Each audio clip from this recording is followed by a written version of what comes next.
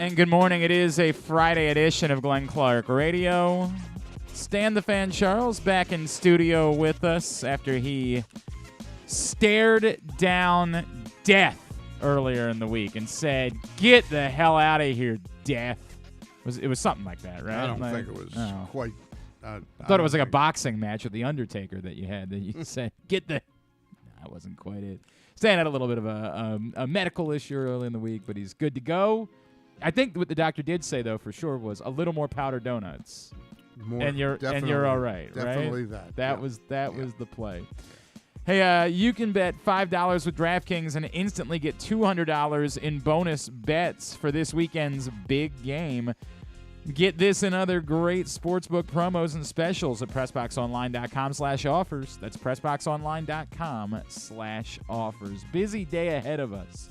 Stan is here. Brian Billick's going to join us in a little bit. Of course, former Ravens head coach. We'll talk to him about Bullies of Baltimore.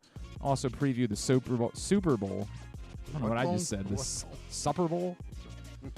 I like it when my bowl's in a supper, actually. Yeah, we'll preview the Super Bowl with him as well.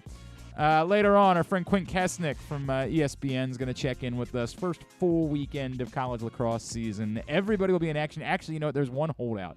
UMBC waits a couple of weeks before they play a lacrosse game. They're like single-handedly over there. Ryan Moran is protesting the early start of lacrosse season and saying we don't need to be playing when it's 2 degrees outside. Last Saturday when these teams were playing, it was miserable. But we'll preview the first full weekend of college lacrosse season with our friend Quint Kessenich. And later on in the morning, Jacob Copeland, former University of Maryland wide receiver, is going to join us. One of 3 Maryland wide receivers who was invited to the NFL Combine and expected to hear their name called in the NFL Draft, along with Rakim Jarrett and Dante Demas. We will catch up with Jacob Copeland a bit later on in the program. Stan, I had myself an evening last night. My younger son, my 5-year-old, was feeling a little run down yesterday. Like my wife said, I don't know, I just don't like it. I'm going to take him get COVID tested, make sure everything's good. You know, just it's the way it is now. Anytime you ever see anything, it's just like, let's just go do it or test at home, whatever. She said he's fine. He just has a little bit of a fever, nothing crazy, like a 100.2. You know, like nothing that would make you uber concerned, and he's 5, right? Like, I mean, you know how what time of day was this? This was late afternoon. So 102 late afternoon. Not 102, 100.2. Oh, 100.2. Nothing. Exactly right. Nothing that would make you.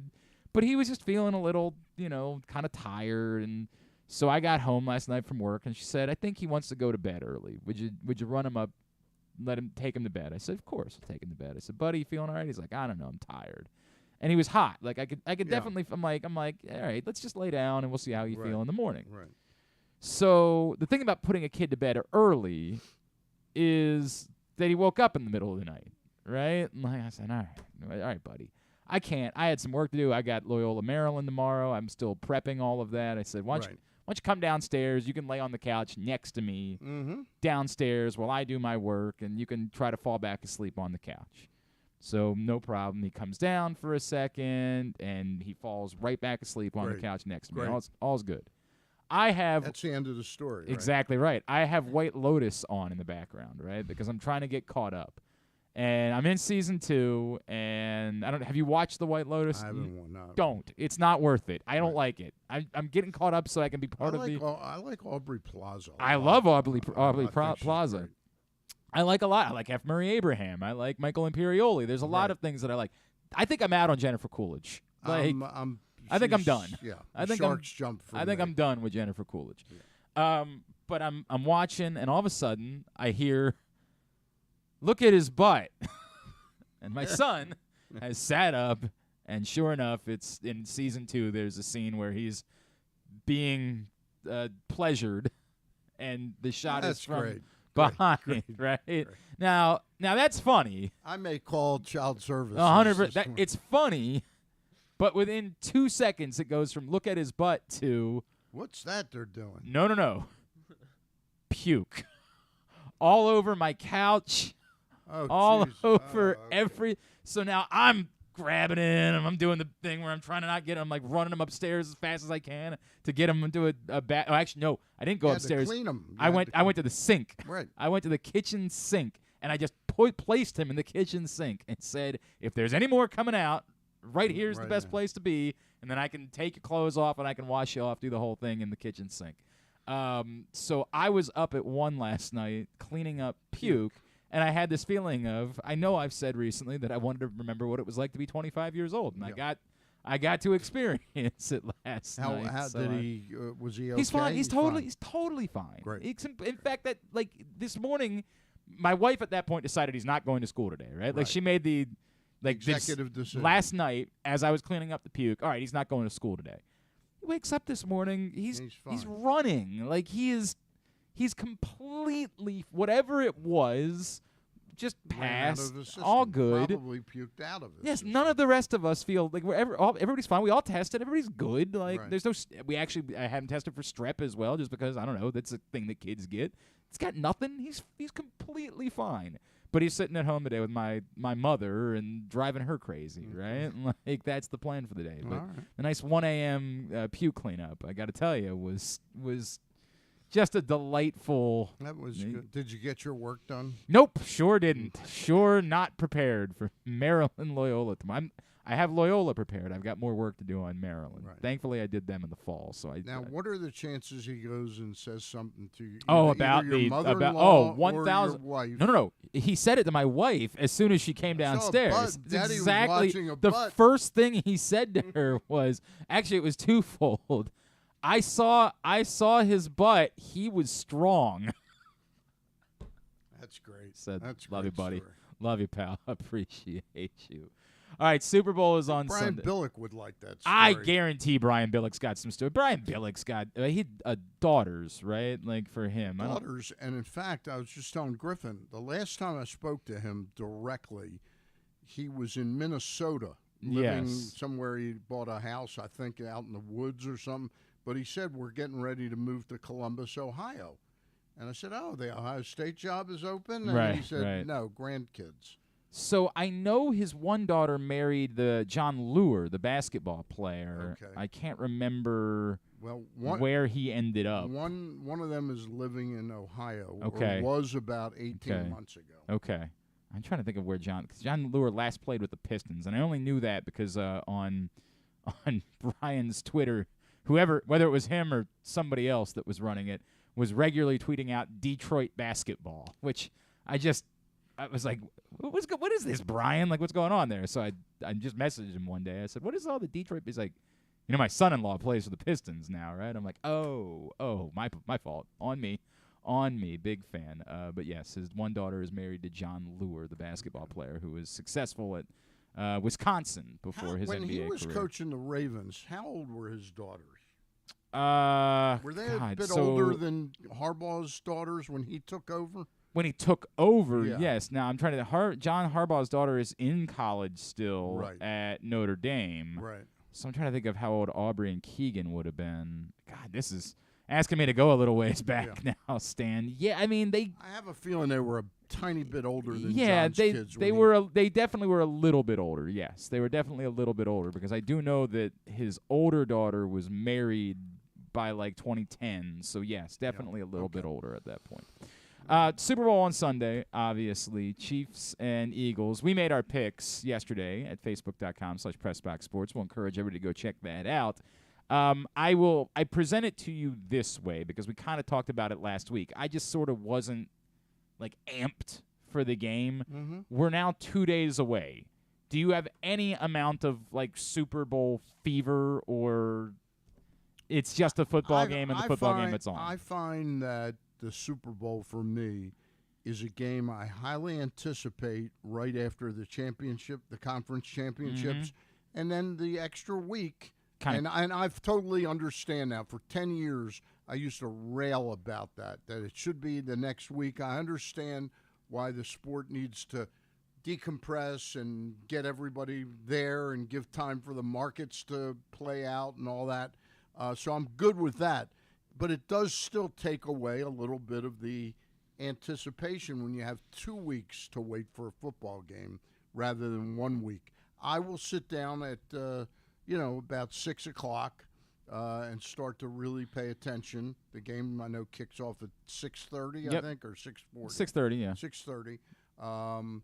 I will. I'm excited about the game. I think it's got a chance to be a really, really good. And I've said that a few game. times. I do think it's going to be a good football game, right? And I think once the game starts, I'll be back into it. None of the storylines have compelled me at all this week, even with, all of the media companies being in Phoenix and the Radio Row stuff. Even with all that going on, there has just been nothing that has been of personal interest to me whatsoever. This has been, I have not paid attention to any of it. I kind of blew my wad yesterday on our picks selection. With the intriguing thing for me is watching how, and you made an excellent point after I made my point, that it has to do with quarterback, who's becoming or who is your quarterback, is the difference in how Jeffrey Luria has been willing to move on from a coach,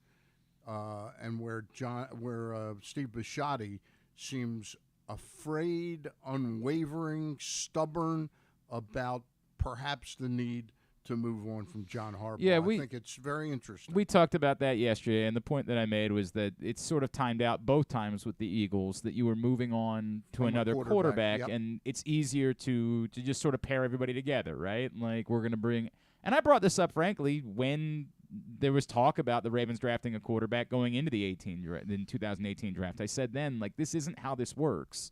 You don't give the same coach another quarterback. That doesn't typically happen in the NFL, that a coach gets a second quarterback. When you're making your quarterback change, it's time to change everything. That's normally the way that it works in football. Except in Philly, Doug Peterson was known as a real good quarterbacks coach.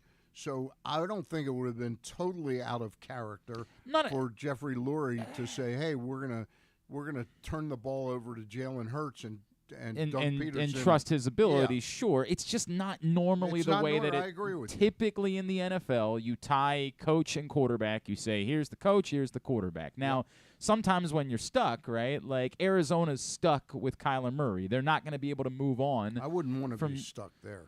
It's funny, I still think that Kyler Murray is a really good quarterback. They just have to figure out how to get it out of him, right? I think the talent is still overwhelming.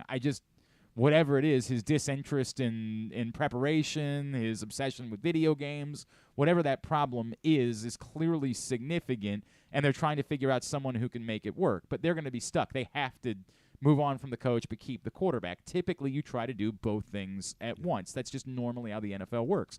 It worked out with the Ravens, right? They let the same coach have a second quarterback, and obviously there was success that followed. Not insane success, not getting to a Super Bowl, winning a Super Bowl. Great regular season success, unparalleled. Correct. So far, anyway, I guess there could still be time. But normally that's the way that it works. And it does, as much as we're talking about Lamar Jackson's future this offseason, that's all we're going to be talking about. I've said a million times, by the way, Stan, everybody needs to throw their phone away on Sunday, and everybody needs to stop. All you're going to get on Sunday, because they've got 6 hours of coverage to fill on 3 different networks, NFL Network, ESPN, and Fox are all going to be doing absurd amounts of pregame stuff on Sunday. And because the Lamar Jackson story is the single biggest story in the NFL and one of the biggest personnel stories in modern NFL history, because you never see a scenario where a franchise quarterback in the prime of their career potentially becomes available for any team to be able to have him, that you're going to get report, put it in quotes, after report from all of the Jay Glazers and all of the Chris Mortensons and all the Adam Schefters and Ian Rappaports. They're just going to come hot and heavy throughout the day, and none of them are going to have any new information. Right. They're all just going to be the same regurgitated stuff because they have to, because they are told by their bosses, we have to talk about Lamar Jackson. It's a major story not just in Baltimore, but in Atlanta and with the Jets and with Miami. All of these places are interested in that. The Raiders, they're all interested in that story because they're all thinking about maybe having Lamar Jackson as their next quarterback. So it's a huge multi-market story. You have to be all over it. And yet there's nothing new to report. So on Sunday, you're going to see all over your Twitter account, report, sources, blah, blah, blah, blah, blah, related to Lamar Jackson, and none of it is going to be actual news. It's all just going to be regurgitated. I spoke to somebody this week, and here's what they think could end up happening. Not actual news. It's just going to be 6 hours of that on Sunday. Do everything in your power to keep your head on a swivel and avoid it as much as you possibly can. But to your point, as much as the Lamar Jackson story is the story, how that ties into John Harbaugh and John Harbaugh's future, if the Ravens genuinely are thinking about moving on from Lamar Jackson, is very interesting, because it might be the Ravens' argument of why they wouldn't draft Lamar Jackson's replacement, but instead say, well, we're going to give you a year, and you're going to get Derek Carr, and you're going to have a chance to figure it out with him, and if it doesn't work out, then the following year we're moving on from the coach, and we're moving on and getting a new quarterback and tying coach and quarterback together. It sounds crazy, but that's, to me, I definitely think there's a chance of that happening. I don't see Steve Bisciotti moving toward paying Lamar what he thinks. I don't think there's any admission on Lamar's part. Now, see, here's again where an agent might say, hey, Lamar, you have had 2 years in a row where you haven't finished the season, and I've just, I don't think Lamar has the last 2 seasons, and the injuries are certainly part of it, but I don't think he has been as productive, as consistently on the field, and showing any signs of improvement. And I think there was a need to improve beyond what are his base skills, and I haven't seen it. It's interesting, in moments, he's actually been the best he's ever been, right? And like the first month of this season was the best that we've ever seen. That game he had against Miami until they lost the game, right, was just a remarkable game. I remember leaving M&T that day and chanting, "Pay the man, pay the man." I mean, the Colts game the year before was probably the best game he ever played as a passer, right? Like just a pure passer was probably the best game he ever played. And again, this all comes back to, you're not wrong. Lamar's camp is going to turn around and say that's just not relevant. This goes back to the Ravens wanting to negotiate. Well, it's relevant not to what we're going to pay Lamar. It's whether you're willing to go to those extremes to have him as your guy.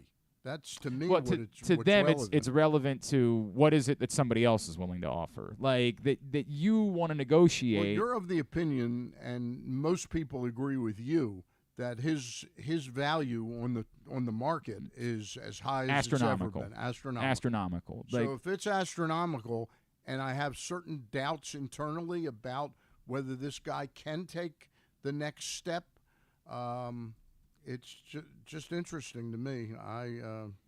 I'm sort of dramaed out over the whole thing. Yeah, I assure you I'm with you on that. I assure you that I'm with you on. I'm already. It's a little funky to have this hanging over your team. Yes.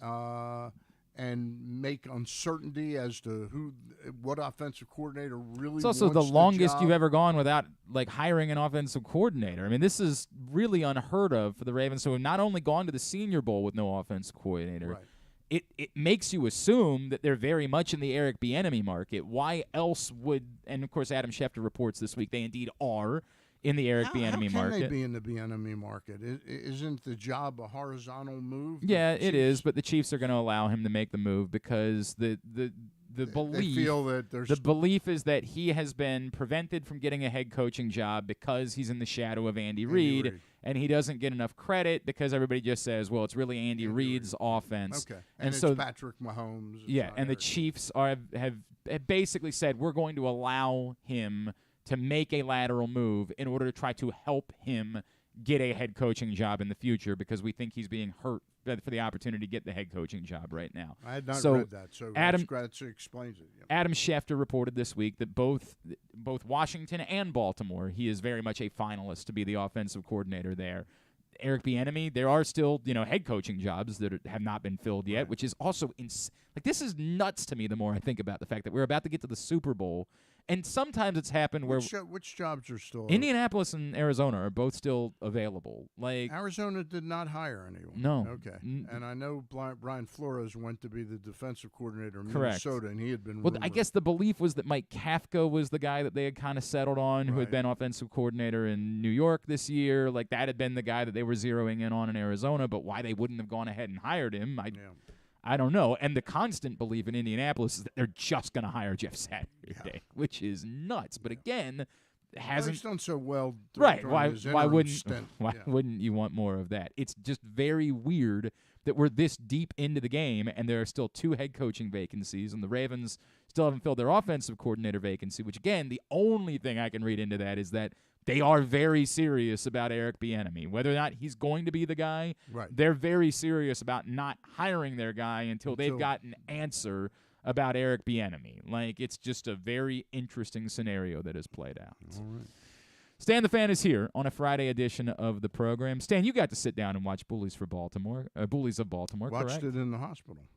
That's right. You were. I was in the hospital. It's not bad. What was it? It was supposed to start at 8:30, and the basketball game bumped it back because the Pro Bowl bumped the basketball game back. Channels. I was told it was 8:30, and well, we have the opportunity this morning to catch up with, of course, the former Super Bowl winning head coach of the Baltimore Ravens, and was a prime subject of the 30 for 30 Bullies of Baltimore, which aired this past weekend. He is our friend, Coach Brian Billick, and he's back with us now here on GCR. Coach, it's Glenn and Stan the Fan in Baltimore. Always great to catch up. Thank you for taking some time for us. Yeah, glad to do it. Coach, was there anyone in your life that was like not fully aware of maybe some of your bravado, some of your colorful language that you had to give a warning to before they sat down to watch the 30 for 30 on Sunday night? I don't know. Maybe my grandsons. Yeah. That would be the only. In fact, one grandson told me, not only there because he's also been with me on the golf course. He says, "Pop," and he says it with great admiration. He says, "Pop, you just swear so easily." Wait, hang on a second. And it was with true admiration. Wait, are you like that when you're on the golf course, Coach?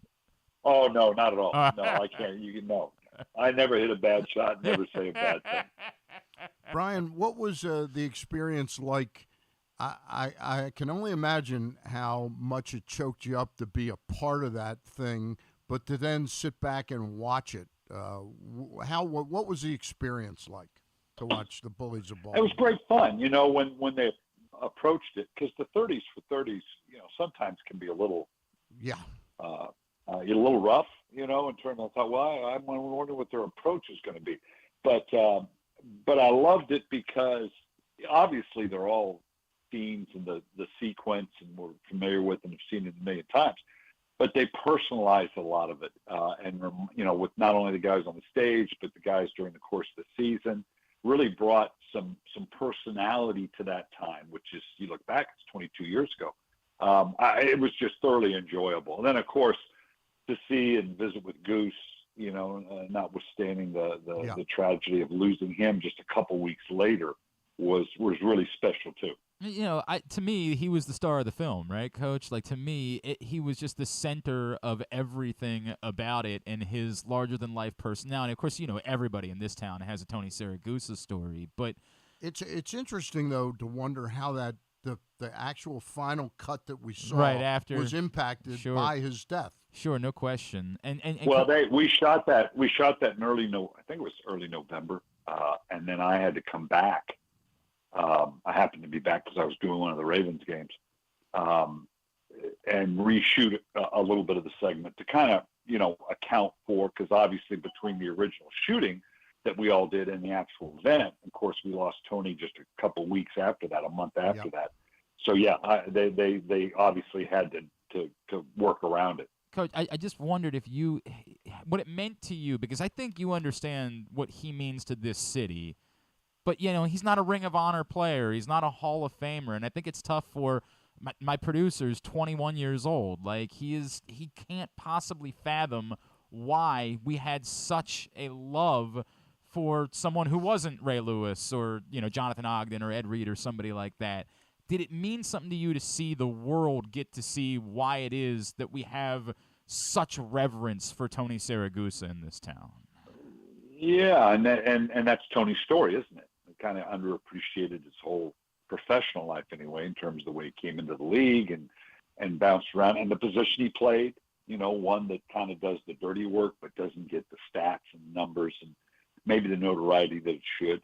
But there's no question, as you know, during the time and the team and the way the organization looks at it at the time, and now looking at in rearview mirror, exactly right. Tony was kind of, well, not with all due respect to Ray and Rod Woodson and Trent and all the great talent that we had, Tony was kind of the heart and soul of that bully, Baltimore bully mentality, which was Tony through and through. So, I think it was great for people to actually see that. I think it was beautiful, man. How close were you ever to really putting Tony in to run the football? Oh, he was lobbying all the time. The one thing I got Tony on, we used to, if you remember, on Fridays, we used to have kicking competition. I'd put a board up and you could sign up for cash to kick, a field goal, an extra point from distant distances. The further out, the more cash you got. Of course, the betting between the players was rampant on that. And remember, Tony was a field goal kicker in high school. He actually did this. So he signed up, and I knew he was pretty good. And what I would normally do is whoever signed up, they kick it. And if they make it, then I'd say, okay, double or nothing if you back up 5 yards, or just to get them to, and would always get them. Well, Tony gets out and he kicks like a 30-yarder. And he says, no, try one of those BS double down bets on me because I'm not taking it. I said, okay, but what if I move it up 5 yards? I'll take that. Okay. I suckered him right into it, and then he missed it. Of course he did. Nicely done. He never forgave me for that. Nicely done. You know what I just learned? Don't play golf with Brian Billick. Don't do it. That's right. At the end of the day, even though I stink, you're going to owe me money. That's the way that it works. Brian, I asked this question of a couple guys this week. Was there ever a point during the course of the season where you were worried about all of the bravado or all of it? Was there ever a point during the year where, like, man, is there a chance that maybe we're going to end up being, we saw this with the Bengals a couple weeks ago where they, spent the week talking about Burrowhead Stadium and it got shoved right back at them after the AFC Championship game, right? The entire country had some fun with the Cincinnati Bengals. Was there ever a point during the season in 2000 where you were a little bit worried, like, maybe we've gone a bit too far? Well, I would have been, except I was knee deep in it. I had my share of one-liners as well. So, and that was just the personality of the team, and it was one that, and as bravado and as fun as it is to particularly to go back with that team, very rarely was it mean-spirited or was it aimed. It was just bravado. It was just, we're going to do this, and so from that, and that's what that team was about, and unleashing that and letting them, that team knew how to work and knew how to play. And when we worked, we worked. That was the deal I made when I came in. I said, guys, I'll take care of you. The way we practice, I'm going to keep you fresh. But when we work, we got to work. Okay, there's no room in here for me to do that, and us not. And they, particularly with the veterans, whether it be Shannon and Rob and Tony and the group, they bought into that. And so, when we worked, but when we were off, we were off. Brian, how difficult was that period when you couldn't score touchdowns? And how do you give yourself some credit for the fact that it didn't become us versus them and there could have been a fracture on the team? Well, the credit goes to the players. It goes to that veteran leaders that I just talked about. The fact that Shannon on the offensive side and Trent to a certain degree, with Ray, with Rod Woodson, they didn't let that team go there. Because you're exactly right. Conventional thinking, that's exactly what happens in the NFL. Yep. It gets striated like that with one side or the other, and it's hard to hold off. And there's only so much you can do as a coach. But the players held that together. And I've said many, many times, having gone through that together as a team and coming out the other side, I think that was a major reason why we went on an 11-game winning streak and won a Super Bowl, because they survived it. Yep. And didn't turn on one another. Then it became a mentality of, hey, you throw it whatever you want at us, because we've been there. And we didn't blink then. We're not going to blink now. So it kind of gave us a strength and a bravado that we had stood at the abyss and stepped back and survived it. He is the great Brian Billick. He is with us here on Glenn Clark Radio. Stan the Fan Charles with us here on a Friday edition of the show. Coach, if I could, before you came on, Stan and I were talking about sort of the strangeness of us reaching the Super Bowl with the Ravens having not hired an offensive coordinator, and the belief that means that Eric Bieniemy is probably very much in the mix. And Adam Schefter, of course, reported this week that was the case, that he is very much in the mix, and, of course, he's got a job to do on Sunday. From afar, what have you made, and you, of course, know Andy very well, right? Like, what have you made of the situation in Kansas City, and do you have a sense of what Eric Bieniemy's value is as a coordinator within the Andy Reid scheme, and what it might look like if he were to be the coordinator somewhere else like Baltimore? Well, he's an outstanding coach. Many thought he would have been a head coach by now. I don't know why that has not transpired. He's obviously got the pedigree and what he's done. Andy thinks the world of him. He's an excellent young man. I mean, he's older now, but I think he'd be an excellent selection for them because he has the credentials. He knows what he's doing. He's certainly going to bring those bona fides with him, in trying to change up whatever they're going to do. And and I have no idea whether this is the case or not, but it kind of makes sense that if they haven't moved yet on the coordinator, they're waiting for this game to be played. So it kind of adds up, at least conventionally thinking. So, and then the connection, obviously, between John and Andy and now with Eric, I'm sure that's a strong recommendation for him to take that job as well. I can't imagine that they haven't already secured that and just waiting for the game to end. I guess the dumb way of saying. And for Eric's a good thing, too, because I think part of the problem is he needs to get away from Andy because Andy's going to draw the attention in terms of what they're doing offensively. And if there's those that kind of say, well, how good is he really? Because really Andy then this will allow him to kind of open up and for people to see, oh, yes, this guy is the real deal on his own. The dumb guy way of saying that being, you don't think that his success is just because he's underneath Andy Reid and he has Patrick Mahomes as his quarterback. Like that would be, again, the idiot's way of saying it is anybody could be the offensive coordinator there and be successful, right? Like you think there's an... Well, yeah, I mean, more than with Patrick Mahomes, it has to be that quick. It's like Josh McDaniels, Josh McDaniels, when he's got Tom Brady, is brilliant. Right. Without him, he's been not real good, okay? So, yeah, people can make that observation. Was that the case with Eric Bieniemy? I don't know. I think he's an outstanding coach. Certainly having a Patrick Mahomes has been good. I mean, yeah, this guy is just so totally unique and special. But I don't think that diminishes what you have to give Eric and Andy credit for, at least, even though a great deal of what makes Patrick Mahomes great happens off script. They at least create that platform, much like a Lamar Jackson. They'll create a platform that embraces that and puts structure around it that allows that to happen. Coach, two-part Trent Dilfer question. Number one, how are you two today? And number two, for what he went through, how do you think that impacts him as a head coach moving forward into his first college job at UAB? Well, I'll take that in reverse. I think he's going to make a great head coach. He's been a very successful high school coach. Trent's got a great mind for the game. He really does. And I've always said that and always told him he'd make a great coach. And he is, compared to some others, he has now gone back and he's kind of paid his dues. Yep. He's not just been the former pro guy that jumped, okay, yeah, now I'll coach. I mean, he coached high school ball and he's done the clinics and the camps, and he's crafted his trade as a coach. So he'll do a great job as a head coach there, just like he did in high school. And Trent and I are great. Trent and I, obviously a difficult transition when we went away from Trent, and it took a little while, but it wasn't long afterwards that Trent and I reconnected. And I think now that Trent is a coach and recognizes those things that you have to do sometimes as a coach as you evaluate what's in the best interest of your team, I think that has heightened his understanding of why we did what we did. And, Trent and I have been great. You got a feel for Sunday at all, Coach? I was down there earlier in the week doing Radio Row, and I do my normal, I did about 50 shows. Yeah. And half of them I picked Kansas City and the other half I picked Philly. So on Monday I'll do the half that I picked right, and half the country will think I know what I'm talking about.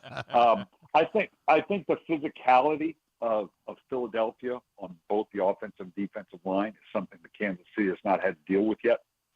I think their ability to put a 4- and 5-man rush on Patrick Mahomes, leaving them, more latitude to do things on the back end, to take away the big play, take away Travis Kelce, their ability to run the ball, and for Jalen Hurts to make those extra third down conversions, now keeping the ball away from Kansas City. I think, and it seemed to be kind of the prevailing mentality down there, but not that anybody knows, that Philly and their game matches up well with Mahomes and what they're doing now. I'm going to do the Radio Row bit here. Do you want to tell everybody about X-Tech pads, Coach? Sure, it's been great fun. I've been doing that all week. It's 12 years ago that Bob Broderick approached me, and when we started up the company, literally out of the back of a van, and now it's the number one pad in all of pro football and of major college football, and finding its way into the high schools, top high school programs around the country. Because why? Because it's the best pad in America right now. Because when we put it together, it was interesting. It was at that nexus of at the time when it was take the head out of the game, which naturally meant pads become more important, and the technology that changed. I mean, pads hadn't changed in 50 years until X-Tech pad came along, and with the technologies and the database we have now, where, the old days, big guys had big pads, little guys had little pads. Now it's your height, weight, position, injury history, the position you play. I mean, it all factors into the kind of pad you should be wearing. So very proud of where we are with X-Tech pads. It's great stuff. At Coach Billick, of course, is how you follow him on Twitter. It was wonderful for an entire younger generation to learn the legacy of F the Titans on Sunday night. And That's right. Put it in context. It gave a lot of people. It also shows you how those sneaky media guys. Yeah, right? You told everybody to turn the cameras I should have been more specific. I should have said turn the audio off, too. They caught me. Brian, that one cut of you talking down in Tennessee when we beat the Titans, that lives on in my head when you said, that's the best part. And respect your opponent. It's by far and away the best part of the entire clip. Right. Like, as much as we love F the Titans, it's the immediate follow-up, but always respect your opponent. Yeah, we did. Well, we I'm talking about, and we beat the hell out of them. Yeah, I'm talking about when you said they may be the best team, but not today. And that was a classic. That was all Kevin.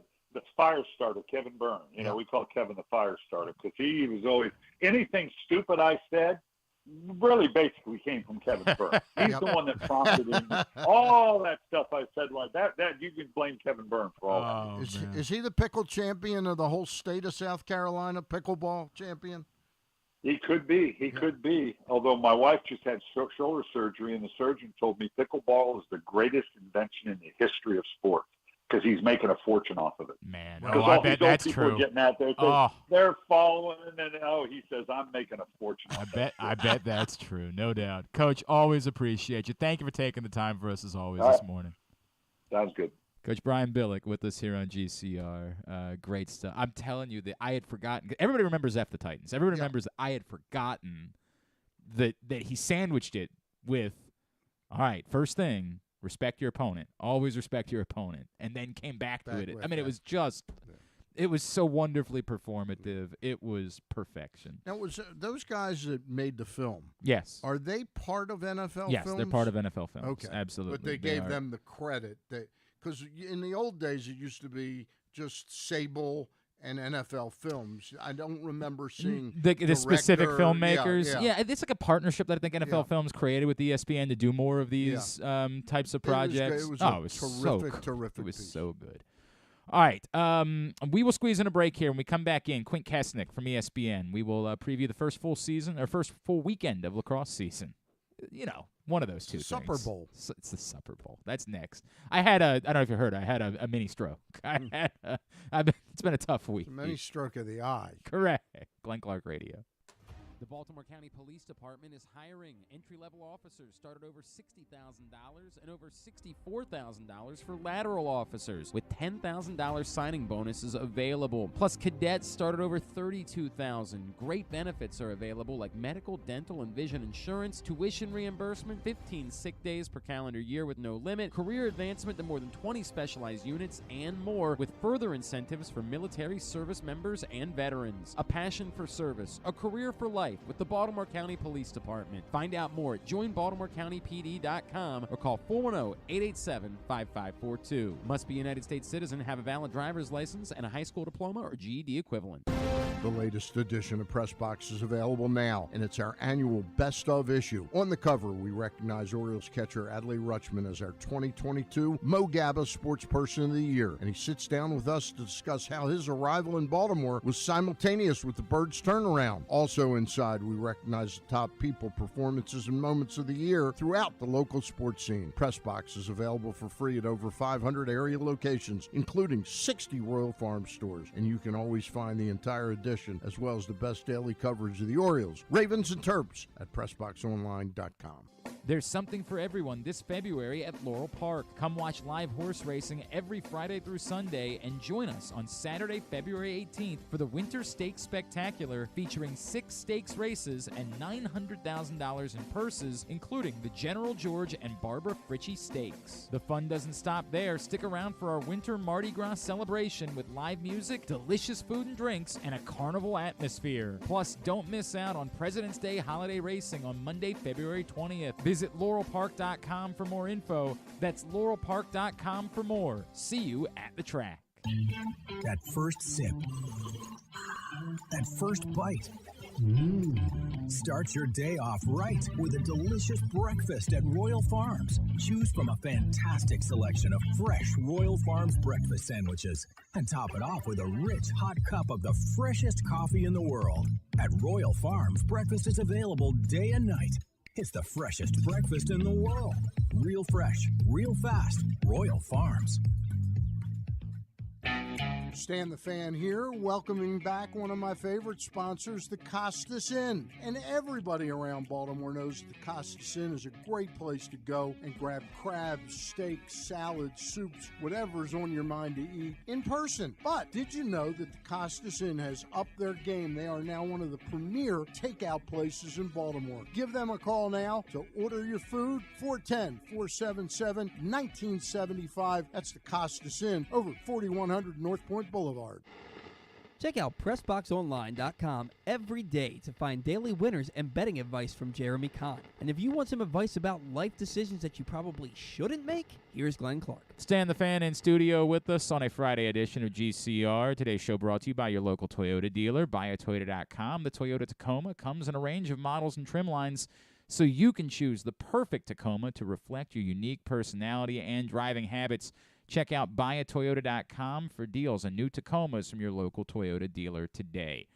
So lacrosse season had a soft launch last weekend, Stan. I guess week 0 is what you would call that. This is kind of the official week 1 of college lacrosse season. Always good to catch up with our friend, a man that you will be seeing.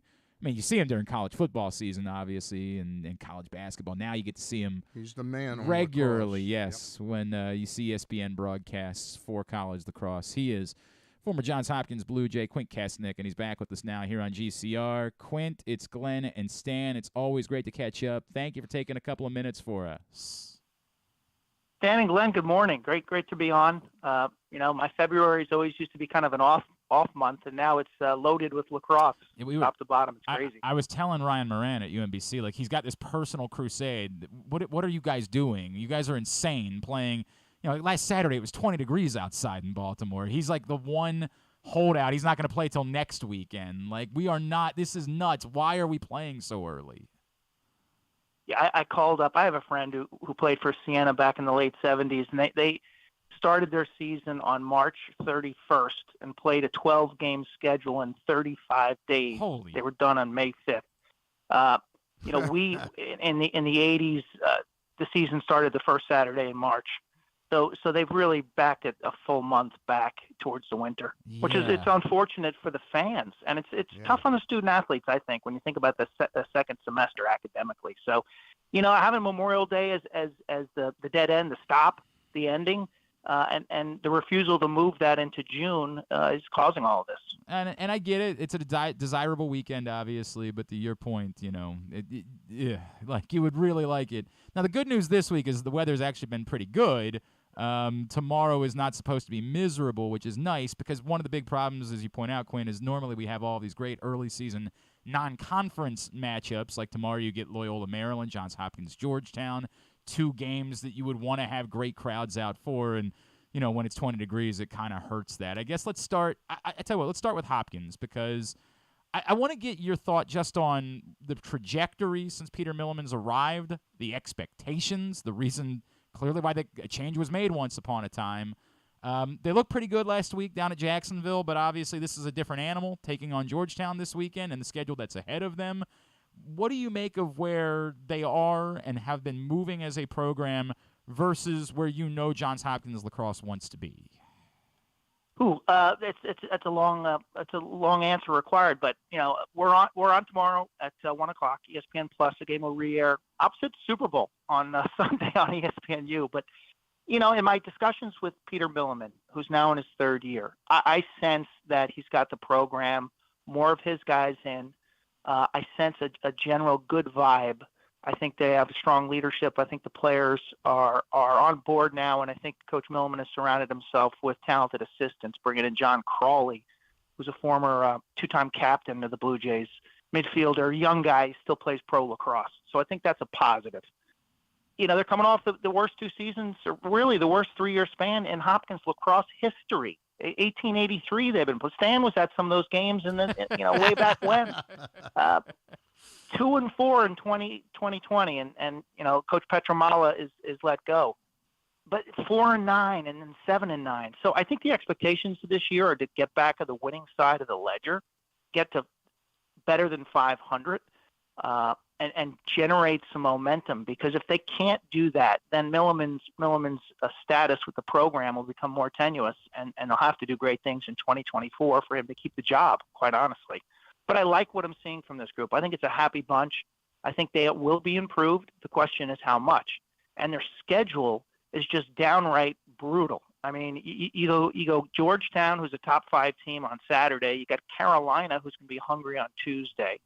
Then you got Loyola. They play a bunch of midweeks with Virginia. Their non-conference schedule is ridiculous.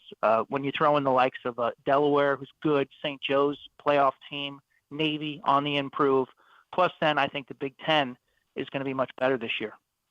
I'm going to ask you a question about the predecessor of Milliman at Hopkins, Dave Petramala, now an assistant and sort of, I think, the defensive coordinator for Gary Gates at Syracuse. What I'm hearing some positives about how much talent Syracuse has. Well, they're young, Stan. They're super young. They play Albany tonight on ACC Network Extra. I think it's a 6:00 game. I hope to be able to watch that. David's done a nice job, I think, looking in the mirror.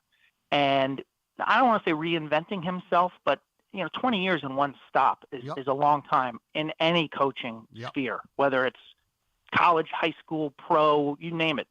And so I think ultimately it's refreshing for him to go somewhere else, be the DC for a couple of years under a guy like Gary Gate, look at some new ideas, reevaluate the way he's coaching, reevaluate his schemes, and then I think he's positioning himself for one final run, at another head coaching job here within the next year or two. How much can he help Gary Gates there? Well, they're a great combination. Yeah. They were always yin and yang in terms of the best O and the best D on the field, but they're very different personality-wise. Dave burns hot. I mean, Dave is as intense as it gets. He's going to always want to do more. Gary is a little less intense. Gary's more free-flowing, maybe a little more on the creative side. So I think it's a wonderful relationship. I was at a bunch of the practices last year, and Petro, for an assistant, was extremely hands-on. Gary's a terrific recruiter. He invests in the relationships. Petro handles a lot of the X's and O's defensively and with the clearing and riding. So I think it's a good marriage, and I think both benefit from being around each other. A name everybody should know, Joey Spallina, who's a freshman at Syracuse, wearing number 22, who is carrying a lot of weight and he took a lot of shots in his debut. Appears to be really talented. Quint Kessenich is with us here on GCR. Quint, speaking of famous numbers, of course, Brett Makar is wearing number 1 this season at University of Maryland. While you've got Hopkins tomorrow, I'm going to see them over at Loyola. I don't know. They lost a lot. They obviously lost a lot of scoring. They lost their short stick defensive midfielders, but they, turn around and pounded Richmond in week 1. They still have, great goalie, great face-off specialist.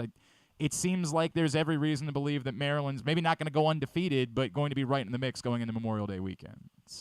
Maryland is much more advanced right now than I thought they'd be. I watched that Richmond game, the highlights. Geppert scores that goal in transition, their long pole, and Richmond quit. I mean, Richmond took the one punch. It was like watching Mike Tyson just annihilate people in the first round. That game was over and over fast.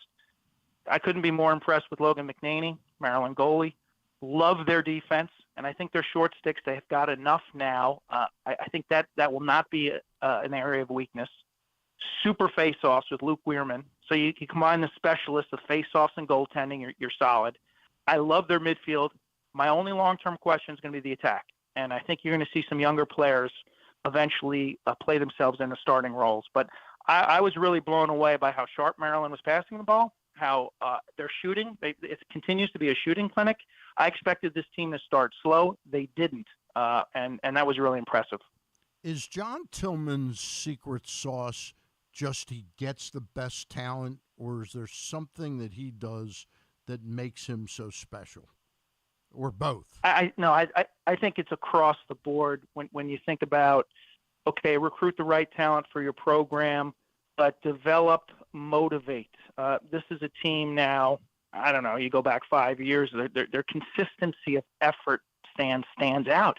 They don't have dud games. Yeah. Like, how many times can you remember in the last 5 years that Maryland showed up and didn't give at least a B-plus effort? I mean, there are no, like, C's or C-minus efforts. And to me, that's a team that's really well-led coaching-wise, strategically, but more so from the players. I think there's a hunger there. I think there's standards that are being hit on a daily basis. John is living this thing. He'll text me at 6 a.m. or 12 p.m. He's as all in as any coach I've ever seen in the sport. That's a great way of saying it. Yeah. He really – and by the way, you can't have enough Bernhardts on that coaching staff at this point. Let me come back to Loyola, obviously. Quint, it seemed like last year they were built, right? They had veterans on attack. They had veterans at faceoff and goalie and, Ryan McNulty, and it just did not work, like, at all. Whatever they added up, it didn't get there, and they finished 8-8 on the season. They come back, obviously, with still a good bit defensively, but they got to replace a lot of things. This is still a Charlie Toomey team. This is still a team with a very experienced staff, and I just don't know what to make of what to expect from Loyola going into this season.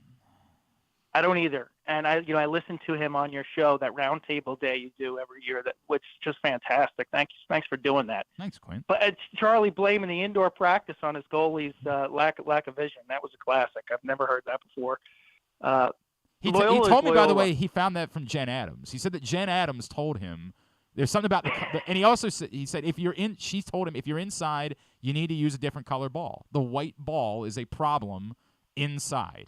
He told me, we talked about a week later, which is I have no idea what to make of that, Quint. Like, I can't, right? But, like, apparently something that Jen Adams really drove into him. Like, this is real. It's a problem we're dealing with as well.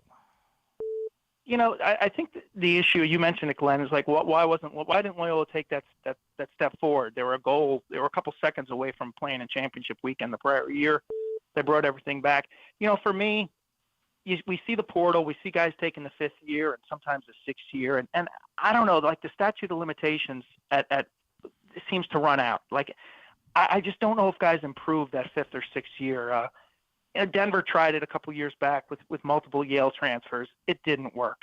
You look at Notre Dame, it hasn't worked big time. Georgetown will try to do it again this year. They've got really 5 impact transfers. So I don't know. I know when I was done at Hopkins, I was eager to get the heck out of there. And to think about coming back there to play another year would have been impossible, mentally draining. So I think it's good to get a change of scenery for those guys who are able to go to grad school. But it's hard to explain why Loyola didn't play well last year. I expect them to bounce back. I like their defense. I think their goaltending's in a good spot. They're well coached, and it's a fascinating league, as you know. The Patriot League is going to be good this year. BU is still BU. Navy's on the rise. Lehigh and Army are always tough, and even teams like Lafayette and Bucknell seem to be getting better. So that league is wide open and should be really fun to watch. I did want to get a thought from you on Navy because, to your point, I mean, they came into the season ranked and a lot of expectations and a lot of attention because of the Xavier Arline story, and we don't regularly see someone spending, playing lacrosse as well as being at spring practice for being the starting quarterback for a D1 football team at the same time. Do you feel like they're primed to make a jump this season? I do. It's hard to tell right now. Their schedule is woefully soft. So, beating up on teams like, Queens right. and whoever they play this Mount weekend, St. it's not really Mary's. telling the full story. But I do think, Navy historically, they've always had athletes. They've always had toughness. They've always had grit. They'll fight you. They got guys who can put the ball in the net. And that's always been a differential. When Navy has really talented, skillful scorers, they can find that they can muck it up with anybody, the other spots. So to have a Patrick Skalniak, a Dane Swanson, a Max Hewitt, a Xavier Arline, a Toker from the wing is a good shooter, that's a little different for Navy. And Joe Amplo's doing an amazing job bringing in recruits, but guys who can put the ball in the net. And I think that bodes well for Navy. Their schedule ramps up considerably, after the next week or so. So we get to see them against Hopkins. We get to see them in the Patriot League. Quick question about Towson. What is Sean Nadlin's club going to be like this year? I don't know much about Towson.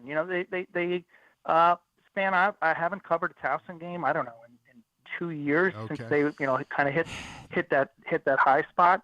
I follow them on social media. I get out to practice, usually once a year, but I haven't been out there yet. So I don't know what the expectations are for the Tigers. The frustrating part with that league is they made the jump away from ESPN, and then kind of nobody gets to see them unless they go to the games anymore, which is a very frustrating thing that I'll save a commentary about that for another day. Quint, we'll leave you with this one. Give me a player throughout the country that you would say, look, figure out a way, whether it's on TV, when they come to play a team locally, figure out a way to go see this guy play this season because you're going to be watching something truly special. There's a lot. It's a really good year because, you got guys coming back now. And I think overall this season is different from any I've covered because I think there's 10 teams that can win a national championship. I mean, when I started doing this, I thought there was like 3 every year with Syracuse, Virginia, and Princeton, maybe some Hopkins, and like rinse and repeat the next year.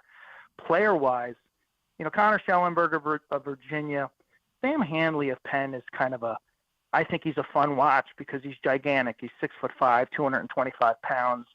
And he moves really well. He's got great hips and change of direction. And he runs through people. He just dominates. He's like a lumberjack. He's like Thor. And so Sam Handley for Penn, he's not on TV very much. Later in the year, you'll get to see him Ivy League championships and hopefully the playoffs. But he's a guy I watch and I'm like, holy mackerel, look at he's that. A monster. He's just eye-catching. And is real quick. Can I get one more in? Yeah, absolutely. Real quick. Yeah. If you were picking right now, is Maryland head and shoulders above everybody or just at the top and everybody's got to try and take a shot at them? Yeah, I think Maryland has come back. This is my guess, and we don't know. What they showed against Richmond was complete domination. But I think they've come closer back now to the pack. They raised the standard. Lars Tiffany from Virginia even said it. They've changed the way they operate. Virginia operates because of Maryland's excellence last year. There's Maryland. There's Virginia. I think Georgetown's really good. The Ivy League's never been better, Stan. And I'm not even mentioning teams like Notre Dame, Duke, and Ohio State. Ohio State's much better this year. Notre Dame was playing great last year before the playoffs. So right now, Maryland's got to be 1, 2, 3 in that range. I think Virginia's got to be somewhere in that range. Yep. After that, honestly, 3 through 9, you throw them in a jumble, and we're trying to figure that out. And that's what February is about, looking under the hood and seeing the component parts. Teams may not play great initially, but you get a sense for their talent level and their growth that can occur. And for all the teams, it's really a race to improve, Stan. I compare it to horse racing. Like you go out and you watch some of these Derby preps and you say, oh, there's a Derby winner. But it's all about who can develop or who can keep improving. I think you remember, Stan, you and I both attempted to call a horse race at Pimlico a few years ago. Quint, I was the only one of us that was actually any good at it. Did well. Quint could have had a future in calling a horse race. Quint, I want to say something to you. I've known you a long time. You are fantastic on lacrosse, but you don't miss a beat on anything you do, and that's a rarity that somebody gets that good at all the other stuff. You're having a thanks, really Dan. marvelous career. Seriously. The race call, you guys remember, that was so much harder than I had ever imagined. I have so much respect for those guys. I had no idea. That is unbelievable that they do that 10 times a day smoothly. It is ridiculously difficult. A nightmare. I've done every sport there is to do, right? Like I've done track and field. I've done all of it. It was a nightmare attempting to call a horse race. I vowed I wouldn't call them by their numbers, but at a certain point down the stretch, what else are you going to do? There's number 2, right. There's number 8. I don't know how you remember 10, 12 horses. It's unbelievable, man. As he mentioned, tomorrow live on ESPN Plus for Hopkins and Georgetown. And then if you just really hate football, you can watch it Sunday night on ESPNU instead of watching we'll get a good Super rating. Bowl. Yeah, we'll get a good rating after the Super Bowl. It'll go well. At Quint Kessenich on Twitter. Is there anything else we can plug for you, my friends? No, that's great. Thank you, guys. Appreciate the coverage. Again, Glenn, I love that the roundtable you did with the local coaches. I appreciate that. It's kind of you. Thank you, Quint. Great to chat with you as always, my friends. Quint Kessenich from ESPN with us here on GCR. Appreciate him doing that, as this is the first kind of full weekend of college lacrosse season. Stan, I talked about this earlier in the week, but I appreciate Dave said you should ask Stan about it, and I will. What do you think it matters, big picture, that the lawsuit was dismissed earlier in the week? How much do you think it changes anything for the Orioles? I've heard a couple different sides to this so far. I've heard some people say, hey, it settles something for a sale of the team. Mm-hmm.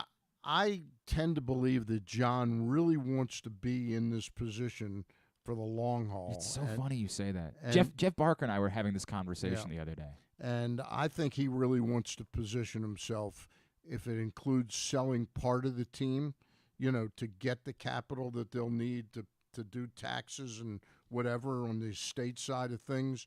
I just, I think, I know John has taken a lot of heat for his unavailability with the media and Dan Connolly blasting him for the incident that they had together. But I find nothing negative to say about John Angelos' tenure owning the Baltimore Orioles. I read Rosenthal's piece last night. I read Dan's piece about all this angst that they didn't sign the lease and he won't talk in public and all that stuff. I've talked to John about that. I've told him for 4 or 5 years he needs a Larry Lucchino to be available to the media all the time. They've chosen not to go that route, but to just like there's so much consternation about the fact they didn't sign a lease or something. I don't find people talking about that in the street. I do. Okay. I for what it's worth, I do, and it's twofold, right? Like I don't make a big deal out of it because it's the unspoken part of it that everybody's freaking out about, which is, well, that means they're going to move. Well, anybody with a brain knows that's not the case, right? Like, and you and I have been through this so many times, and I keep having to rehash it over and over and over again, which is guys, stop. John Angelos is not being given the Nashville market, right? Like, stop. You're freaking out about something that's not real. But I do understand that when people have perpetuated, whether it was Lewis and the lawsuit, whether it was, stories that had been written in the past, when it's out there, there's going to be a group of people that is always going to say, well, until you prove it to me via a lease, that stuff is still going to linger with me, and trying to be reasonable and just say there's no way that baseball is going to allow a team that was just given $600 million of public money to move to another city when they've got horrible situations currently in 2 other markets, and they're talking about expansion on top of it. Like, you guys are just not being reasonable when you have this conversation. I think it's real. I just don't. I think we all want this, like, you remember the film Tommy Boy, right, with Chris Farley? It's the guarantee fairy. Everybody wants to have the pixie dust sprinkled on them by the guarantee fairy that everything's going to be great, and sometimes it requires you putting your thinking cap on a little bit and trying to figure out, like, hey, there is reason why John Angelos, particularly to your point, Stan, if he wants to continue being the owner of the team. And Jeff Barker and I had this conversation the other day, and, Jeff's been covering all this stuff recently. And I agree with you. Like, the lengths that he's going to get the things that he wants in this new lease. Yes, it's possible that you could be doing that just to put your franchise in the best possible position for a sale, to try to get every penny out of the value of your franchise. It's possible. But his interest in it, instead of maybe allowing the next owner to be the one that negotiates, reaps all the good work that he's done, because that $600 million is going to be there no matter what. So if the plan is definitely, no matter come hell or high water, we're selling, wouldn't you prefer, if you're the next owner, to be the guy making the calls, to be the guy that's in the negotiations with Wes Moore and his team about how that $600 million is going to be spent? Yeah. I think there's the potential that John Angelos isn't just looking. And I'd say not a potential. I'd say there's a probability that John's goals are way beyond $600 million. That's a lot of money. Mm-hmm. But to really get Baltimore back on an upswing where people are comfortable coming to something downtown, mm-hmm. I think that's a much larger question than the $600 million over. By the way, is not one lump. It's got to be spent over a number of years. I think he's got much higher aspirations at using the Orioles as kind of a touchstone to help rebuild the city and making people feel more comfortable coming downtown. John is a very, very bright guy. For all the people knocking him, okay, he's exceedingly bright. And I have a lot of faith in John Angelos, despite what Dan Connolly might write about him, or Ken Rosenthal, who's no longer really that close to the Baltimore situation. I mean, and has a lot of leftover angst about Peter. You know, sure. Yeah. And look, there are a lot of people that this has been brought up to me by a lot of people, Stan, that for as much as you can say you can't blame the son for the sins of the father, when I hear the name Angelos, I'm going to feel a certain way. And I have to understand that, right? Like, I have no choice but to understand that thought process. There's an old expression I learned, and it was ironically when Richard Nixon became president. He urged people, and again, he turned out to be one of the most duplicitous people on the planet, but he said, don't listen to what we say, watch what we do. So I don't sit there and, parry every syllable coming out of John Angelos. I look at what he's done on the baseball side, and I say, this guy's he's been able to trump his father in this regard, where he hired a great baseball person and got the hell out of the way. Right, gave him the control. Like, let them make the baseball decisions. And so I applaud him tremendously for that. He's a bit clumsy on the media side because he could have the likes of Dan Connolly and Dubroff and Rock and myself and Molesky and all. He could have us eating out of the palm of his hand rather than have this antipathy building up. And I think one day he'll come around to that. Quickly, speaking of the Orioles, there's less than a week still remaining for you to go get this print issue of Press Box, which is available right now with Adley Rutschman on the cover. It is our best of 2022 issue. Go get it right now for free at your neighborhood Royal Farms, any of the hundreds of locations around town where you find Press Box. You can read it all at PressBoxOnline.com. Do you want to announce who's on the cover of the next print issue of Press Box? I have no problem with it. We had our editorial meeting and went back and forth on a couple ideas and ended up with Gunnar Henderson. Gunnar Henderson will be on the cover of the next print issue of Press Box, which will be the one that will be on stands come opening day. So it'll be on newsstands through spring training and will be on newsstands when we hit opening day. Yeah, comes out next week. Yes, available next week. I'll go back to that thought because this does go back to the eternal thing that you and I talk about, right, which is so far so good, but there's the next step of it, right? And I do feel like that's the part. And it's the same thing I say about Mike Elias. Like somebody would say, hey, what do you think the job Mike Elias has done? I'd say, I think he's done a pretty good job.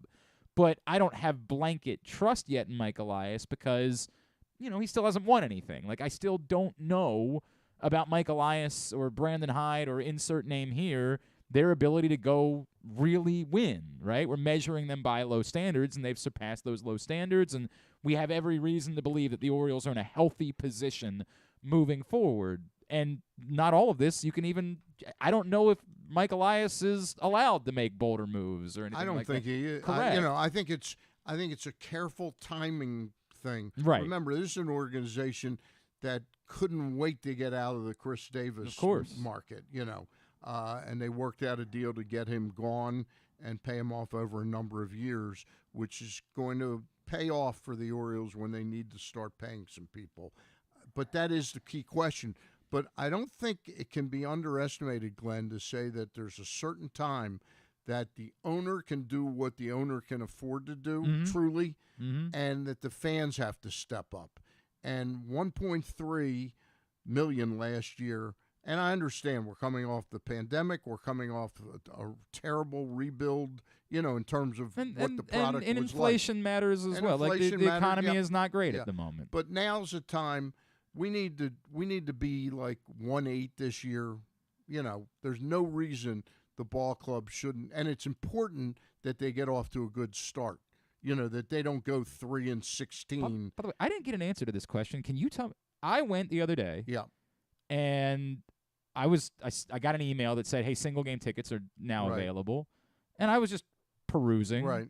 And opening day tickets Are still available. were available. Yeah. And I just don't. I could have sworn that in the past they waited to a little bit closer to opening day, holding out to try to get more people to buy packages. Right. And not putting opening day specific tickets on sale Right. until, a week or two before opening day. The fact I that think that's the case. You're right. there were, this was not like I got a mistake was made. Yeah. They said, hey, right now there are tickets available for opening day. I went ahead and just bought two. That day I might decide to just give them to somebody. I don't know what'll happen that day. Can I have them? No. You can go if you want my other ticket. You can go. You and I can go together. I tell you what, that'll be a I last year, Colson, the morning of opening day, was like, "Hey, are you going?" And I was like, because there just wasn't a lot of excitement last year. And I said, I didn't bother this year. And he said, well, why don't you come, right? Like, why don't you come sit with me? And he said, I actually have an extra. And so I called my father. My father said to me, we've never gone to opening day together before. Jeez, it was. That's wild. So you went. I'm damn near 40 years old. Yeah. I had never gone to opening day with my father before last year. Yeah. I have no idea. And then we sat there. I'm like, why? How the hell did that happen? He was like, well, remember, once upon a time You it was like each other. Yeah, very correct. much. Well, he said, he's like, dude, when I went He to had opening to clean up the puke. that's correct. He had to clean up my puke. But he said, when I was young, I went to opening day all the time. Yeah. And then it was hard to get tickets for a number of years. But I thought, and maybe I'm crazy. I put something out on Twitter and I couldn't get a direct response. This is as early as I remember you just being allowed to buy opening day tickets. And the reason why that's relevant to me is speaking to what you're speaking to and what you and I talked about the last time that you mentioned this. You need some momentum at the beginning of the year. And I'm wondering if they are more hell-bent on we don't want to see empty seats on opening day. Let's go ahead and let people buy their tickets now. And I think, look, there's going to always be some people that love the comfortableness to have every game. Mm-hmm. But today's consumer that's going to the games, they're like, oh, the O's are coming in tomorrow. Right. Hey, they're playing pretty good. They buy then. It's very, very different. Or I wonder if it's because they're playing the Yankees on opening day that they don't want, like the week beforehand, a bunch of Yankees fans buying up tickets. That it was just I don't know. I don't know. I don't have. These are all just things I'm spitballing about because I had never seen that before. That when they put single game tickets on sale, that included opening day that you could just buy tickets to if you'd like. And maybe next Friday we could get either Jennifer Grandal, Sure. TJ, Sure, or I'm Greg fine. Bader on or 100%. something. I'm to fine. talk about. I'm fine with that. I would love to. We'll reach out to them this week, Griffin, if you don't mind. All right, Stan the Fan is here on a Friday edition of the program. You caught up with Jim Ferry last night. Caught up with Jim Ferry. Gary Stein and I chatted with him for close to a half an hour last night. Next week, don't have a guest on Monday's show. Thursday, we have Jackie McWilliams, the commissioner of the CIAA, and Visit Baltimore's chairman, Al Hutchinson, will join us. The following Thursday, we've got on the 23rd, we've got the new head coach of UMBC soccer, Anthony Adams. And then on March the 2nd, we're going to have Pete Shinnick on, who is the new Towson head football coach, Towson football head coach. You know, I did not. There's something that I learned this week that I did not realize at all. Drew, in fact, informed me of this. Do you know there's a significant record that Don Shinnick holds in NFL history? Would not know it offhand. Most ever interceptions by a linebacker. Wow. I had no idea. I had no clue. Immediately when you said that, it came back to my mind's eye that there were a lot of times at Memorial Stadium he did pick most balls interceptions all time by a linebacker for Don Shinnick, which is wild to me. I'm anxious to talk to Pete. I like Pete. Like a good guy, and we did. You had him on your show, and I was with him. Yep. But, look forward to that. All right, when we come back in. By the way, did you know that there's a new creature that has been discovered? Do I want to know? I'm not sure that I'm going to want to have to deal with this. Look at this thing. What? Can you see it? Yeah, I can. Well, you got to scroll to the picture. Hang on a second. Pull it down.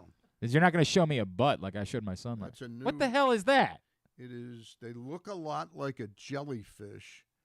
They are called a sea salt. Yeah, I'm good. I'm good. Yeah. Well, I'm gonna becoming a delicacy. Stop. And in fact, I want to bet you no. on the Orioles win title. You have to eat a sea salt. You want to get in on our side bet that we're doing? Salt. Hey Stan, you want to get on our side bet that we're doing this week? Yeah, our side bet. Have you seen the Tom Brady picture? The Tom Brady is 80 or no. That's the film. I'm saying that Tom Brady posted a thirst trap on Twitter this week of him in his underpants.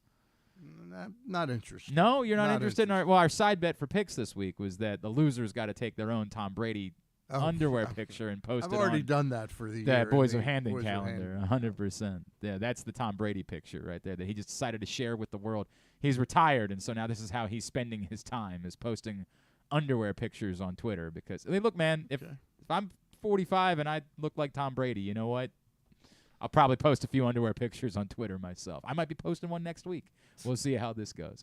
When we come back in, I want to talk about last night, the NFL Honors. They announced the Pro Football Hall of Fame class for this year. We will discuss that next. Still to come this hour, Jacob Copeland, former University of Maryland wide receiver, is going to check in with us as he gets ready for the NFL Draft. That's on the way. It is a Friday edition of Glenn Clark Radio. Gambling can be a fun and entertaining experience, but there are risks involved. If you're planning on betting on the game at the casino or on your phone or computer, know your limit, stay within it. Set a budget and a time to stop. Remember, gambling isn't a financial solution, and it doesn't mix well with alcohol or drugs. Know the risks and have a plan before you begin gambling.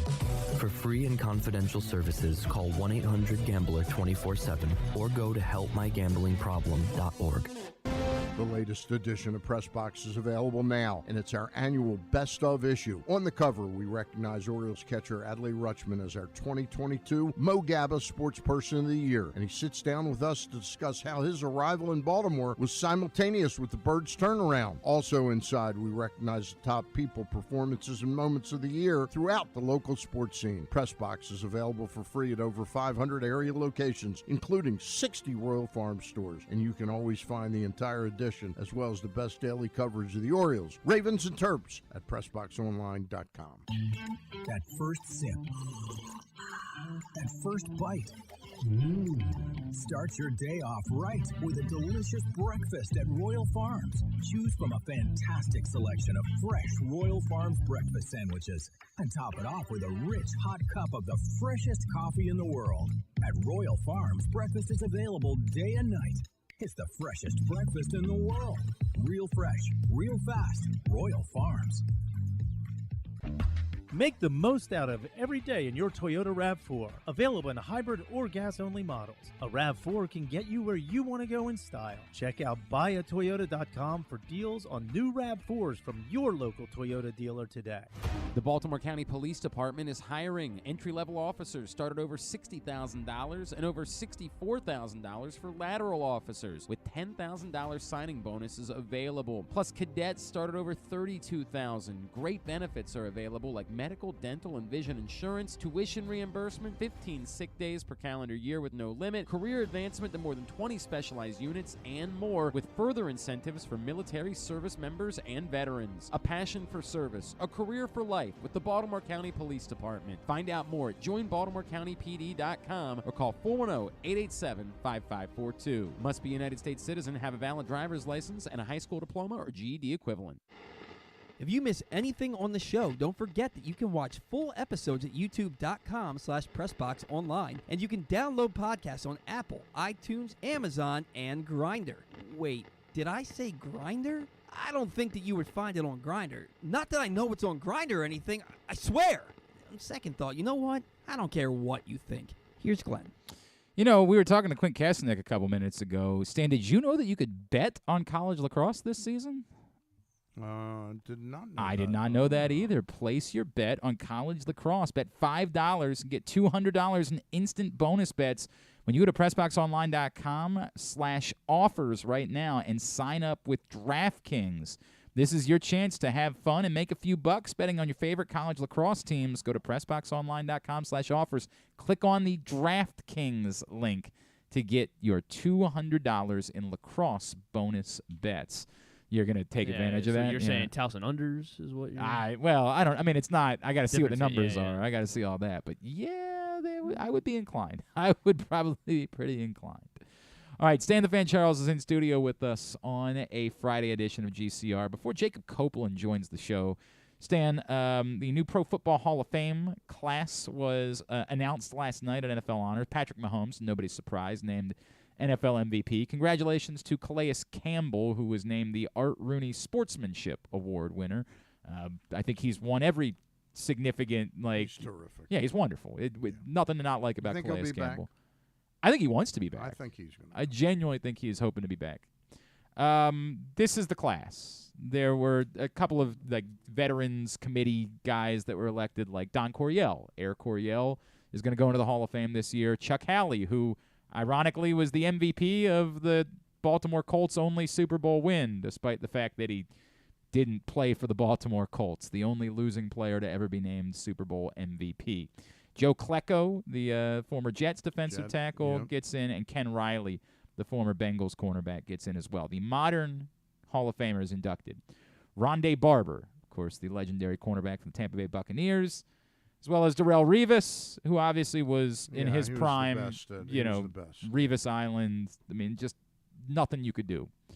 Joe Thomas, longtime Browns offensive tackle. We talked about Joe Thomas last week. I never thought about Joe Thomas as a rival because the Browns were always so bad, but Jesus, man, that guy was just a monster, an absolute monster. Terrific player. Zach Thomas, the former Dolphins linebacker, behind Ray Lewis and Brian Urlacher, probably the next best inside linebacker of an era.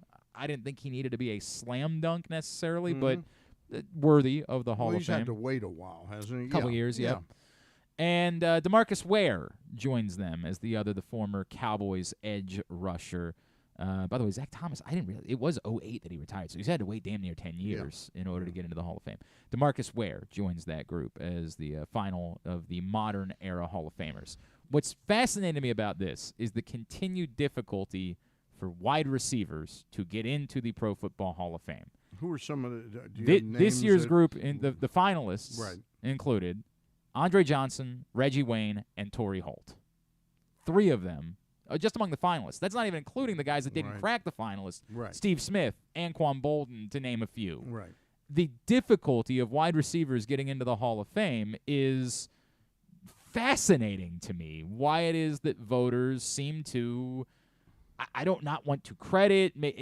With Torrey Holt, it seems like, he was insanely, he's one of the most productive wide receivers of all time. Yeah. The thought is, it's only because he played, with Kurt Warner and in The Greatest Show on Turf, and we're dismissive of it. With Reggie Wayne, but Peyton Manning was his quarterback and also played indoors. His numbers are insane, Reggie Wayne. They're bonkers. These are some of the most productive players in the history of football, and yet they can't break through and get into the Hall of Fame. And Don Coryell went in the way that it would take Art Modell to go as like a contributor. Oh, exactly he was right. much more significant than Art Modell, Don Coryell. Oh, man. Don't get me wrong. He won the Super Bowl. Yeah, I know. And then there was the other time that he won. I know. I will say that he definitely revolutionized offense. No I understand. No question. I understand the interest in Don Coryell. To your point, there is no world in which he is a more significant figure to the history of professional football than Art Modell is, and we're going to do this forever. Yeah. Unfortunately, it just appears as though there's never going to come a day, and that's wretched. It's awful. Are you surprised by how difficult it is for wide receivers to get into the Hall of Fame? It's not something I readily think about. I don't wake up thinking Sure. about that difficulty, but It's all I think. When my son woke up last night and brought up the butt, I said, son, I'm in the middle of thinking. all I can think about is how Torrey Holt can't get into the Hall of Fame. You can't bother me with your throw up. Right, exactly. Other bits of life right. on me. Yeah, I mean, when you state it like that, yeah, it's pretty surprising that we can't get there's no wide receivers this year. Reggie Wayne and Andre Johnson have the 10th and 11th most receiving yards of all time. Steve Smith has the 8th, and again, can't even get into the group of finalists. Yeah. Right now for the Hall of Fame. To me, Steve Smith is a Hall of Fame football player. But if you look at his numbers, Steve Smith's numbers aren't actually even better than Anquan Bolden's are, right? But Steve Smith, if you want to try to have this conversation, didn't play indoors and didn't have. And I take it Derek Mason is not a Hall of Derek Mason's never even been in the semifinalist group. He's one of the greatest receivers I've seen. I had no idea 30, he was 40 years. In the 2000s, that decade from 2000, was one of the top 4 most productive wide receivers of the decade. And, of course, we all watched Derek Mason up close and personal, but never would have done the math that he was that guy. Never would have done that math. So I don't – I would say it's wrong for me to say it's infuriating to me because, to your point, I don't actually care. I'm not losing sleep over it. Yeah, but it's an interesting topic. It would be a great topic for a Randy Mueller, to talk about. It's bizarre to me, and I don't think that any of these guys that got in aren't deserving necessarily. Of course, Darrelle Revis is a Hall of Famer. Of course, Joe Thomas is a Hall of Famer, right? I have no problem with any of these guys that are getting in, but why is it so difficult for wide receivers? And the more they stay log-jammed, the more difficult it is to ever imagine a Steve Smith and Anquan Bolden being considered. Because if the guys... the next generation will be pushing the exactly envelope right and appear that they deserve Yeah, Larry Fitzgerald more. is about to be on the precipice of being up for, there are going to be a group of guys that are going to be coming in the next few years that are going to make it all the more difficult for and anybody. All those Raven receivers. Right, of course, all of the great wide receivers and Ravens well, Anquan Bolden, I guess, and Derek Mason, to your point, or be that group of guys. I'm not trying to freak out about it or something like that, but it is just really weird. For what it's worth, next year, and it's interesting because aren't wide receivers just now starting to get the dollars? But it is interesting too. It's so funny because I brought up the Dominique Foxworth. Dominique Foxworth, of course, former NFLPA president. Right. I said, look, I can understand one of my problems with the Lamar Jackson thing is fighting over the words fully guaranteed. Because as I pointed out, every quarterback's contract that's ever been given out, they've gotten every penny of it. There is, to this point, no quarter. We'll see if Russell Wilson ends up being the guy that changes that, right? Because it was so bad this year. But to this point, all of the mega contracts that have been given out, every quarterback has gotten every penny of it. So to risk losing your quarterback over the words fully guaranteed is weird to me when you're going to end up giving the guy all of the money anyway. He's going to get all of his money. I said I do understand, though, that maybe the fight isn't about the quarterbacks. It's about not wanting other guys to start saying, well, we want fully guaranteed too. Right. And Dom kind of laughed at me and said, Glenn, no, they don't value other guys. That's abundantly clear. Right. What did Green Bay do with the best wide receiver in football? Just let them. What did Kansas City do with the best wide receiver? What did Minnesota do when they had Stephon? DeAndre Hopkins. Every single one of these best wide receivers in football, the teams have said, They view them as meat to be churned through the, And it's to mixed results, right? Kansas City moved on from Tyreek Hill and is back in the Super Bowl. A win away from the Super Bowl. Green Bay moved on from Devontae Adams, and it was a disaster for them. Minnesota moved on from Stephon Diggs, but found Justin Jefferson. It's the greatest replacement in the history of football, perhaps. Houston moved on from DeAndre Hopkins and is maybe the worst franchise in the NFL. It's mixed results for the teams that have done it, but his point was well taken, which is there is nothing that suggests that there's going to be a slippery slope from quarterback to wide receiver, which is arguably the second most important position on the field at this point, because the teams have shown very clearly they just don't value the wide receivers the way you think they should, despite the fact that, the Philadelphia Eagles have done a pretty good job as they prioritize wide receiver in this process. Yeah. The first-year eligibles for next year for the Pro Football Hall of Fame include Haloti Ngata, who I love, but I don't think is going to crack through. I don't think that's going to happen. The list is headlined by Antonio Gates, who, to me, I mean, come on, like Antonio Gates is a Hall of Famer. Julius Peppers is a headliner from the group. And then it really kind of falls off from there. There's not really another Hall of Famer that Brandon Marshall was a very productive player, but not a Hall of Famer. Sebastian Janikowski is on the list. Kicked for a very long time, not a Hall of Famer. Not a Hall of Famer. Eric Berry, Jamal Charles, Doug Baldwin, Jordy Nelson, productive players. And then the only kind of fascinating name that's on the list besides the Peppers and Gates to me are Hall of Famers. Right.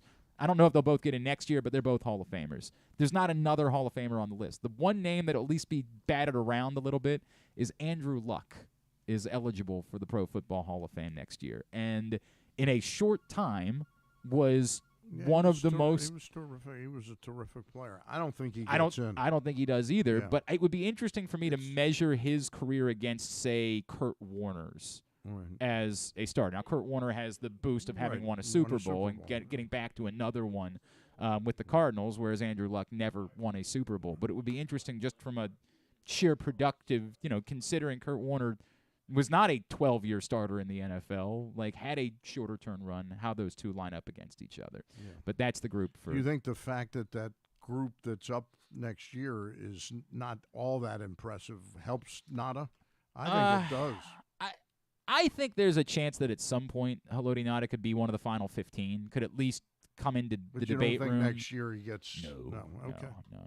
And it's still, as a point, I mean, we're still talking Andre Johnson's still on the table, and my God, Torrey Holt and Reggie Wayne are still on the table. Next year will be a really good year with this group to put a bunch of wide receivers in and clean that up a little bit for the years that follow. Who can they put in ahead of Art Modell next year? Oh, they'll come up with somebody, Stan, I promise you. Maybe it'll be Dan Snyder that ends up getting in ahead.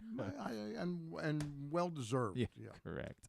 Speaking of a wide receiver who hopes to one day be hearing his name in conversation for the Pro Football Hall of Fame, we got to watch this guy play this season at the University of Maryland, and then he went and had a heck of a week out at the East-West Shrine Bowl. He's getting ready for the NFL Scouting Combine in Indianapolis and preparing to hear his name called in the NFL Draft. He is former Terp Jacob Copeland, and he is with us now here on GCR. Jacob, it's Glenn and Stan Charles in Baltimore. It's great to catch up with you. Thank you for taking the time for us this morning. Most definitely. Hey, man, I'm wondering if there was anybody in your life that, when you said, hey, guys, I made my decision, I'm going to go up and play at the University of Maryland, that you had anybody in your life that looked at you like, what? I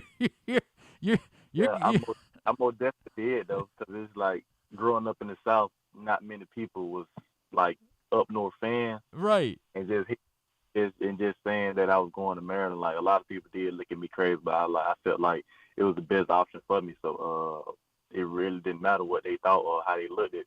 So at the end of the day, I'm the one who had to deal with the decision, live with that decision. So you know how that goes. I understand that, but being obviously from Florida and being at the University of Florida, why was it? You and I never had an opportunity to chat about that. Why was it to you that you said, I'm buying in. I think that there's an opportunity for me to go do something at the University of Maryland. It's going to help me along on this path. Firstly, I knew Coach Lockley from past recruitment when he was at Alabama, and I've seen what he did previously at University of Alabama with receivers and everything, and I've seen that receiver core that he had at Maryland, and I felt that there was a talented receiver group. I felt that I can come in and contribute as well, and I seen that what they were doing before, Dante Demon, before he ended up getting hurt the previous season. Yeah, I seen he had one heck of a season going on before it. I was looking like they ain't throwing the ball, and I seen that they had just broke that passing record that they had too as well, just this previous season. So I was like, they all adding up for what I wanted to do. So I felt that it was best for me to just go ahead and take my time and go to University of Maryland. Jacob, how much was it off the field stuff that helped Mike Locksley sell you on coming to Maryland, that he'd be there for you and have your back? Just a relationship outside of football. It was just he was more of a people's person, and once he build that relationship with you, it's like everything is always gonna be genuine. Like never gonna be a disclaimer, this, that. It's always gonna be if you need a call or whatever you need, he'll always be in your corner, and you can always call on him for whatever. So I always respect him for that. He is really he's a special guy in that way. No like, question. and every time we talk to a player about him, he's just different. He's real. There's something about him that isn't the same. Jacob Copeland's with us here on GCR. Jacob, you brought up something there. It's Maryland's kind of become wide receiver right, over the last few years. Did you feel a little bit of just being a wide receiver at the University of Maryland, given the success that the Stephon Diggs, the DJ Moores, the Torrey Smiths have had in recent years, that in some weird way there's going to be somebody that looks at you in this process like, well, if it's a wide receiver from Maryland, we got to take a look at this dude. Yeah. Watching Stephon Diggs and DJ Moore, most definitely, like, they was always big names. They was some players that stood out during their college years, college football and all that. Just knowing what they did previously at Maryland was just helping the upcoming that was at Maryland. So I felt that it'll all play out right and play smoothly for the next generation of receivers, like, which I was included in. No question. Jacob, do you have any doubts now that you're on the outside looking back in that Mike Locksley can take Maryland to that next step where they're truly, I'm not saying year in and year out, better than Ohio State or better than Michigan, but is in the conversation? I honestly feel like it is. Like, I feel like he most definitely going to take it there because I feel he had the experience being at, like, more of a bigger school. Yep. As, like, being at he know that culture for winning, like being up on the save and all that. So he built that establishment, and he feel like he can be a part of something, and he's going to add on to that. Like, he learned from one of the best coaches in college football, and I feel like he can add on his knowledge as well. So as him bringing in top talent and top recruits into University of Maryland, it's all depending on the time. Like, sooner or later, like, Maryland going to be one of them teams that people going to be like, okay, I want my kid to go here. I want to go here, or this and that, like, because some fact of what Coach Locksley built in Maryland. That's a strong way of saying Yeah. it, man. And by the way, look, a lot of us were worried with you guys not playing in the bowl game. We were like, oh, this could get ugly. Like, all the receivers are off getting ready for the draft. And sure enough, they go down. They beat a really good NC State team in what's essentially a home game for them down in Charlotte. Like, man, it just keeps churning. It's amazing to see. Jacob, let's talk about you, right? Like, your path to this point. And I saw you post on Twitter about, like, what it meant to you to get an invite to the Combine and knowing you were on the precipice of reaching this moment. When did this become real for you in your life? Like, when did you first say to yourself, I've got a chance to do this, to be an NFL player, and to be the way that I make my living? Really just over the course of my career, like, I felt that every year I became better and better, and I succeeded at everything that I was doing. I feel that I wasn't having the most exciting career, but I feel that I had one of those successful careers in college that I can go back and speak on, like, hey, I did this, now I accomplished this. So I feel that all those things contributed and came together as one. So I feel that then receiving that the Combine invite was another stepping stone for me. So it was like, okay, he truly, like, I didn't have the best team that I had that I wanted at Maryland. Right. So like with that season that I had, like, the scouts and everything, it didn't go unnoticed. Like, the scouts knew, and they knew what I could contribute to. They knew what I could do. It was clear, right? And, like, I think that there's a lot of, and, obviously you went out and showed it in Vegas. That week to you, I kept hearing everybody talk about that your name came up a lot in that conversation. What was that week like for you to be able to, again, remind everybody, to your point, like, maybe I didn't have the most productive season that I could have had at the University of Maryland, not to take nothing away from it, but to remind everybody of what you're capable of doing matched up against the best players in the country?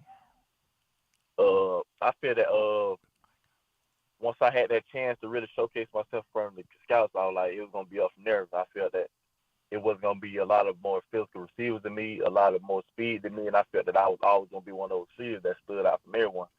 And I felt that as I did that, everything else worked out perfectly fine for me. So it was like coming out to the Vegas head leveled and everything. I felt that only thing I had to do was go down, put my head down, and go to work, and everything else showed for itself, and which it did. So I feel good about it.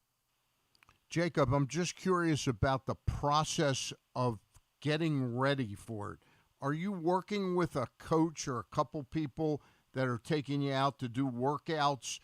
You're not just going to go out there and have him worked out in a month or something like that. Talk a little bit about the process of being ready to impress there at the Combine.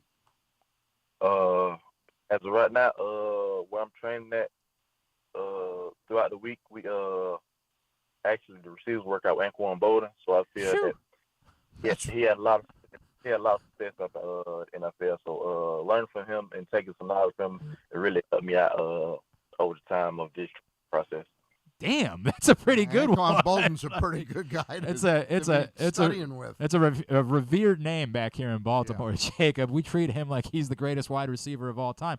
I'll lean into that a little bit, right? Like, how much did you enjoy your time in Maryland? We have a pretty serious wide receiver need in Baltimore right now, and we're hoping that it's going to work out with Lamar Jackson to stick around. Like, what would that maybe mean to you? That the possibility of getting to stick around after getting to know this area over the last year? I absolutely be fine with that. Like, as coming to Maryland first, I really didn't know the area or know what I was really coming into, so I really come in blind. But after a while, getting to know a few people and players and everything who was actually from around the way, and they're showing me the ways around the DMV area, it was just like I really could make this a home. Like, I felt comfortable around, so it was cool. Like, if it would come down to it and I was to be with the Ravens, I can deal with that. I most definitely work with that.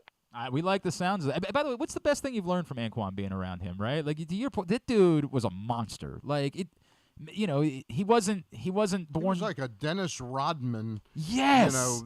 At clearing boxing the way for out, his rebound. Correct. Which is his catch. Being around Anquan is just like, he really teaching you the thing that you should, well, basically what you're going to need to know going to the league. Like, it's not all about the high fast or this and that. It's about how you do things. Like, basically, it's like the work ethic and everything basically of how you, being a receiver, how you going to run your routes and how you going to prepare for this week, prepare for this opponent, and how you going to beat this opponent out on this play or this rep. Basically, just doing all the basics of the receivers work, like the thing that you'll need to know to be able to go against a player like Jalen Ramsey and all those players. It's cool. And my last question for you, Jacob, is when you made the decision to come to Maryland, how important was it that there was a quarterback in place like Tagliavoa, and how much credit do you give him for some of your success? Knowing that Leah was there, because when I came in actually on the official, that was my first time actually meeting Leah. So when I didn't know what to expect from him at first, but when I met him, I seen the vibes. I was like, okay, he's cool. Like I can rock out with him. Like we can build some, I feel. And when I came in, he was in my corner helping me out with the plays and everything. So it was always love with that. Just being around, I knew what he could do on the field. Like, I watched him before, like I said. Like, I wasn't just coming into the program not knowing what they did, because I actually saw what they had accomplished in previous. So, like, I seen what he could do on the field, and I seen what the talent he was bringing to the team. But I didn't actually see it in person until I actually got there. When I got there, I was like, oh, yeah, this one's an amazing player. Like, this one of the players that you can really count on when it's time. And I just seen it in play. I just seen it in games and all. So, it was like, building that success over the spring really helped me as well with Leah. And just seeing out there on the game field during the games, seeing some of the playmaking that he did, I was looking at like, man, this is crazy the thing that he do. Like, he really one of those players that you can call on that guy. It's cool. So, that's cool. We're really excited about having it. We would have loved to have all you guys back for another year, but we get it. You're already 5 years into this thing. Like, you got bigger plans. You got to get some cash. Yeah. You got to get some cash. But, man, we're excited that Leah's sticking around for another year. He might break every record in the history of Big Ten football doing that. I believe he'll break every record, though. He already broke half, so I feel like it ain't much more he can break, but he gonna break. I feel like he gonna break some more though. There's no doubt, man. Hey, before we let you go, I kind of jokingly said we're hoping to keep Lamar around, and I mean that. I'm hoping that works out. If for some reason it doesn't, there are a lot of people that have brought up a name that you know fairly well, which is Anthony Richardson, as perhaps being a guy that could end up being the next Ravens quarterback. What could you tell us about your time around Anthony Richardson when you were down at Florida, and maybe why that guy is deserving of an opportunity to be a first-round pick this year and have a franchise say, we believe in you? Anthony Richardson, he really one of a kind. That's coming out in the draft in my eyes. Like, I've seen the work that he put in day out, but it's like he naturally have a talent that you can't deny. Like, it just in him. Like, it ain't something that was already built on him. He building upon that talent, but it's something that was already in him. So I've seen the work he did, and I've seen the things that he do. Like, you can't deny that. Like, a lot of scouts see that as well. Like, he probably ain't had the most successful season this past season because I said that he didn't. It was just a new system that was coming in, and younger receiver core they had as well. So I feel that with everything with that, like, they seen a glimpse of everything that he was doing this previous season. Like, it's not a mistake. Like, you picking him for, it's not a mistake. Like, he's one of those players that's gonna put in that work, and he's gonna really show you why he was deserving to be in that first round. Wow. In that first round.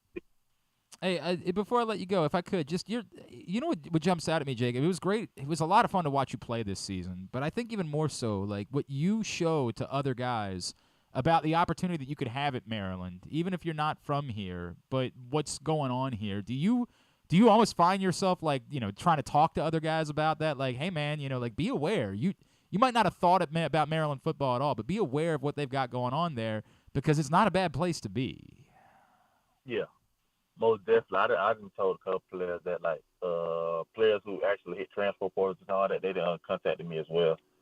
And I told them that I had a time in Maryland. Like, it was fun being there and just being around the whole thing, like the football program and everything, seeing that the success that they're building. It was a great thing to be around. And what Coach Locksley and them have going on is one of the special things too as well.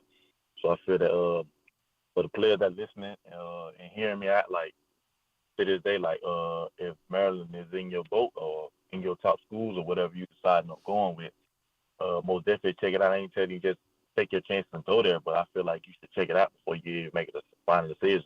That's awesome. That's awesome. All right, make sure you're giving Jacob Copeland a follow at SPJ_JABO on Instagram, at JCope1era on Twitter. Jacob, is there anything else we can plug for you, man?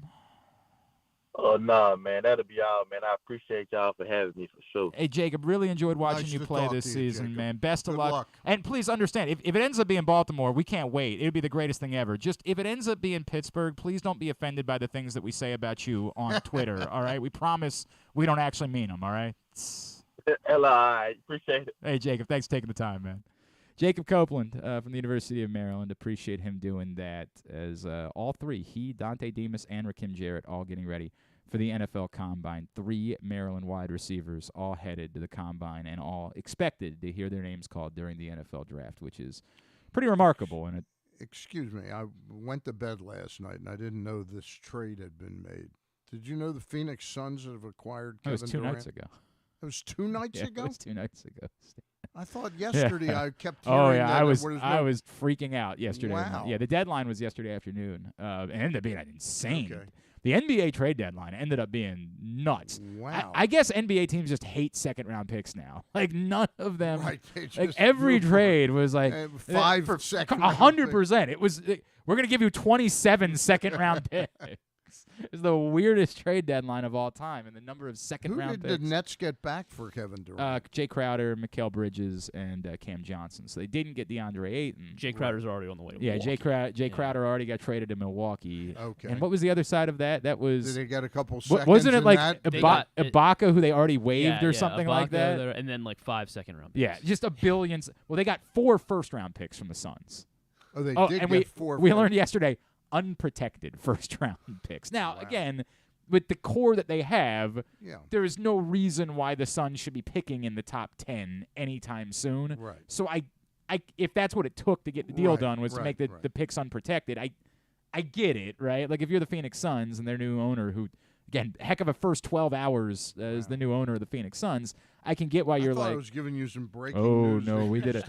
We We ended up doing I it. could have sworn yesterday I was driving around hearing that there's talk. The Nets have not decided they're going to trade Durant. No, the deal got done at like 1 in the morning on Wednesday night. That's why I missed it. And I told the story that I was I was sitting up watching the White, because I'm trying to get caught up in the White Lotus. I'm sitting up watching no puking kid this time, but sitting up watching White Lotus. All of a sudden, I look down at my phone and I let out a noise. Yeah, Glenn went streaking. Because you're a Suns fan. I am a Suns fan. This is Congrats, very Mazel exciting tov. for me. Where are you on the "Do you hate Kevin Durant" thing? Where are you with all that? Thank you. I don't Thank hate you. Kevin Durant.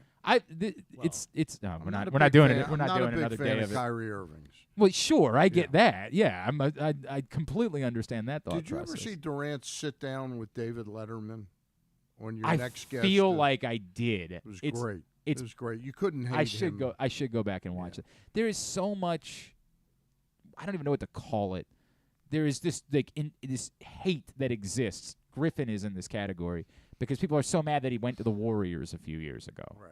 Like, every player doesn't go join a super team at this point in the NBA. Like, that's not how basketball exists, is that every player ends up partnering up with other good players. That's the way that things go. How in the world, by the way, did the Houston Rockets end up with John Wall again? Well, what was that I guess the word is that they're going to release him again. Okay. Like, that's the word, that he's going to become available. The NBA and trades, they just they always mystify me. It is a weird. It's such a weird day. I'm not that up on the machinations of how these deals are made. To your point about the deadline being insane, there were 3 teams that did not make a trade so far in the month. Well, I guess that can't anymore. But in the month of February, 3 teams did not make a trade.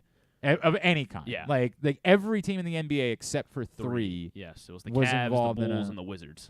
It's so bonkers. And the Wizards made a trade they about made 2 one, weeks yes, ago, They right? made it in January. So no team in this calendar year except the Bulls and Cavs were the only teams that.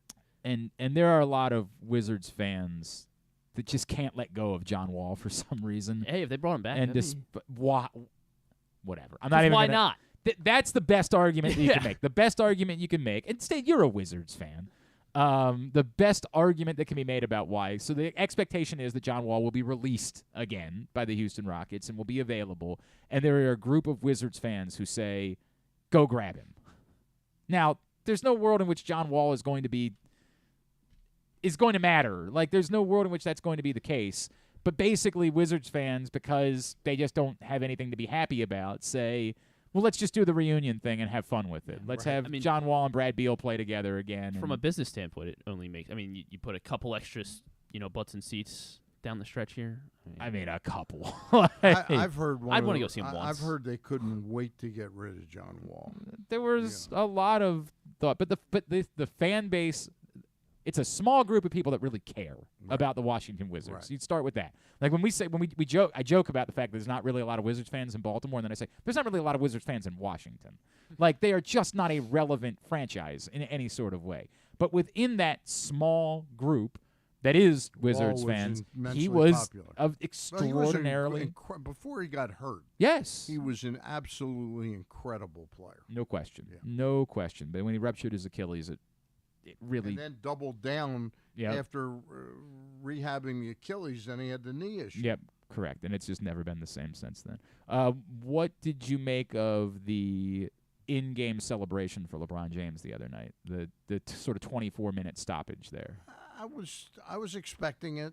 I mean, I knew there had to be something. I found it fascinating. I did not really see Anthony Davis, what his reaction there was a was lot like. of there was a lot of Twitter went crazy that he seemed bored by it. He was just sort of sitting back on the bench, not caring about any of it. I don't know what to make of it. I mean, I also don't care for what it's worth. Like, it's irrelevant to me. Apparently Russell Westbrook, I think, did something in the locker room at halftime. Well, he got a heated argument with the coach. It had nothing to do with LeBron James. Yeah, it was the fact that. But you're not trying to suggest that's the reason why they traded Russell Westbrook. Well, I mean, there are plenty of reasons. I think that was I think straw. Because the players there couldn't stand Westbrook. Correct. I didn't have a problem with it per se, as much as my question would be. The comparison is, of course, Cal Ripken at 21-31, but that was organic. That was not planned. That was there was going to be a wave. There was going to be a moment, and then we'll do everything after the game is over because we're trying to be respectful to the game in the process. Like, we still have a game to play here.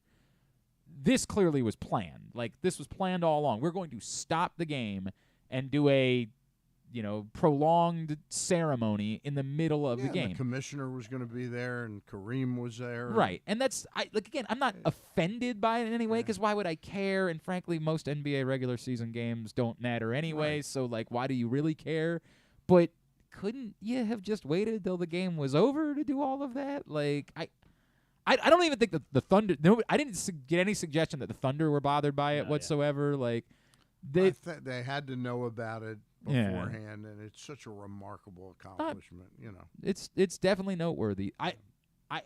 It didn't bother me. I wasn't bothered in the least. Yeah. I wasn't bothered at all. I was kind of glad because it worked out. The Maryland game just ended, so you were able to watch the whole third quarter. LeBron breaks the record, and I was tired, and I fell asleep right after. Right, the because it was a ceremony. Western time zone game. You know what was the most fascinating thing to find out? It was after the game when they interviewed.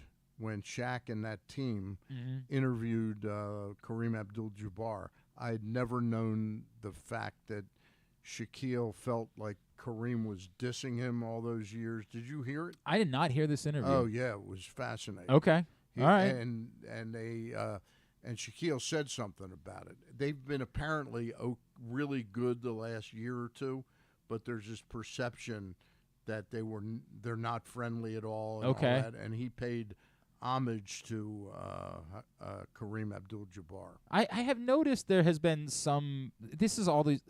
I brought this up. not LeBron, by the way. This right. is Shaquille. Shaquille O'Neal and Kareem Abdul-Jabbar. I will bring up there's this sort of weird obsession in media on Twitter about LeBron James and Michael Jordan. Right. It's just this bizarre. That you have to pick sides. It's almost like Trump or not Trump. You have to have some sort of strong comment. To me, I think that Michael Jordan is the greatest player of all time, but I don't feel. I would never get in an argument about it. I think LeBron James is an amazing basketball player, definitely the best basketball player of an era, and there is no correct answer to me about this. But you have to do this, and what that's led to is a certain percentage of Twitter that doesn't feel like LeBron or that Michael Jordan has done enough to congratulate LeBron James. Again, was not his record, of course, that was being broken. It was Kareem's record, so why would Michael Jordan be involved in this process? I guess he did put out a statement congratulating LeBron James, which what are they seems expecting to do? Go over and get him a massage or something? I have no idea. I just think people have become such freaks about this Michael Jordan LeBron James thing that is insults and all that. Right. It's led to them being detached from reality. Yeah. This had nothing to do with Michael Jordan. What happened this week? If you get a chance, though, I'll watch the Shaq Kareem Abdul. I will. I will watch that. Very touching. Very touching. That's cool. I'm a Shaq fan, so I'm a big Shaq fan. And I'm a Kareem fan. Of course. Yeah. Oh, I mean, Kareem's one of the most incredible humans that we've ever had in the sport. I mean, I love everything about that. All right, when we come back in, we will wind down for the week. We'll get a tidbit. We'll get tubular, tell you what's coming up this weekend. Stan the Fan is here. Don't forget, whoever you're betting on Sunday, get your Super Bowl bets in with your favorite team and pick from hundreds of fun prop bets. I love Straight Shoot. KZ gave us one yesterday, and I put American dollars on it, which is over 2.5 players attempting a pass in the Super Bowl. So, in other words, if anyone besides Jalen Hurts or Patrick Mahomes attempts a pass, you would win that bet. If they do the Philly special. If one of them were to get knocked out for a play, if there anything like that involves another player attempting, maybe there's a botch snap on something. What's the? It's like it was like plus 260 or something. I mean, it was a healthy return on over 2.5 players. It was 215. It was definitely 2-1 when I got it. So I like that bet. You want to bet it? Go sign up right now. Take advantage of thousands. Which side do you like it on? Oh, I like the over. The over. I like anybody else, anyone at all. Patrick Mahomes, remember, has been banged up during the course of the playoffs, right? Takes one particular shot to the ribs, comes off for a play. Chad Henne goes in, throws one pass. And You're the a winner. Chiefs have been working on that special play with Orlando Brown. That's right, correct. This is going to be his moment. I thought Brandon Williams might get the shot. Thousands of dollars in sign-up offers with the top sports books available at PressBoxOnline.com/offers. Where do you go? PressBoxOnline.com/offers, Stan. Right now, join the fun with great offers from FanDuel, BetMGM, Barstool, and more. Where do you go? PressBoxOnline.com/ say it all together, offers. We'll come back in and wrap it up for the week. Gambling can be a fun and entertaining experience, but there are risks involved. If you're planning on betting on the game at the casino or on your phone or computer, know your limit, stay within it. Set a budget and a time to stop. Remember, gambling isn't a financial solution, and it doesn't mix well with alcohol or drugs. Know the risks and have a plan before you begin gambling. For free and confidential services, call 1-800-GAMBLER 24/7 or go to helpmygamblingproblem.org. Whether your focus is luxury and comfort, convenience and technologically advanced connectivity, or sporty performance and aggressive styling, we've got the perfect Highlander for you. Check out buyatoyota.com for deals on new Highlanders from your local Toyota dealer today.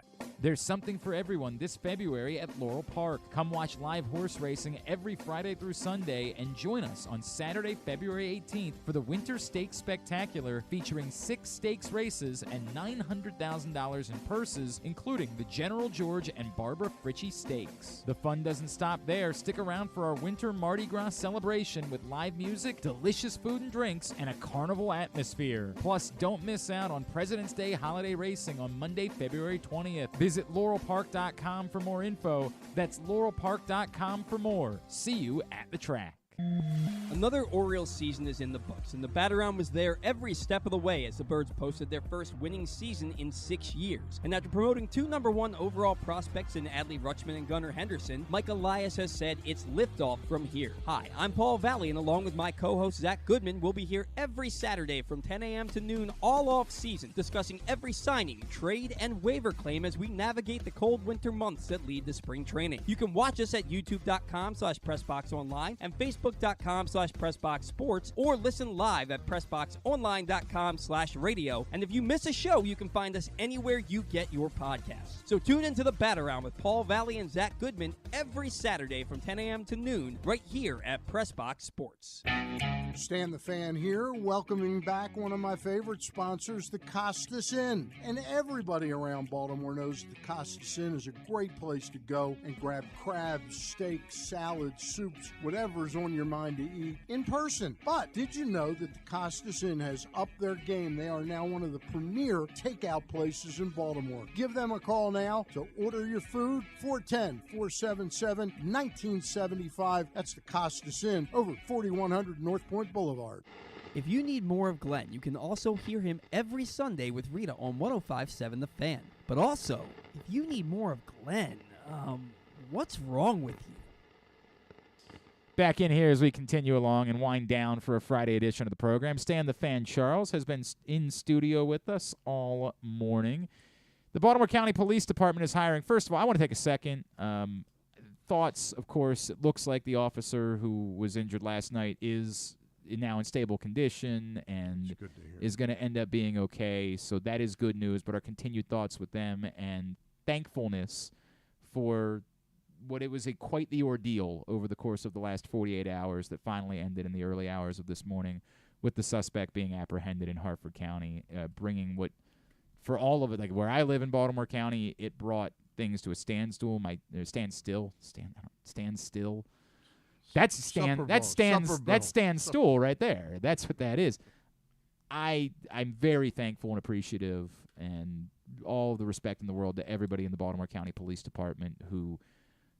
This was a very trying couple of days for all of those folks, and, of course, got a lot of help from the folks up in Harford County when this all came to a head last night. So great reverence and respect for everybody in what was a very difficult couple of days, and continued thoughts to a couple of officers who were injured in the process.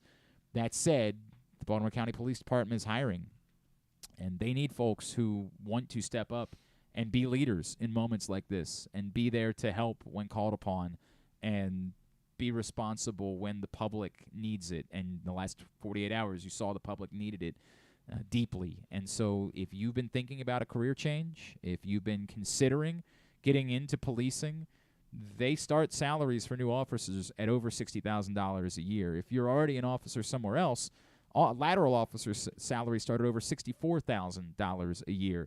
And if you know someone who's out of high school and has been struggling to find a direction, a path, cadet salary started over $30,000 a year. JoinBaltimoreCountyPD.com is the website. JoinBaltimoreCountyPD.com.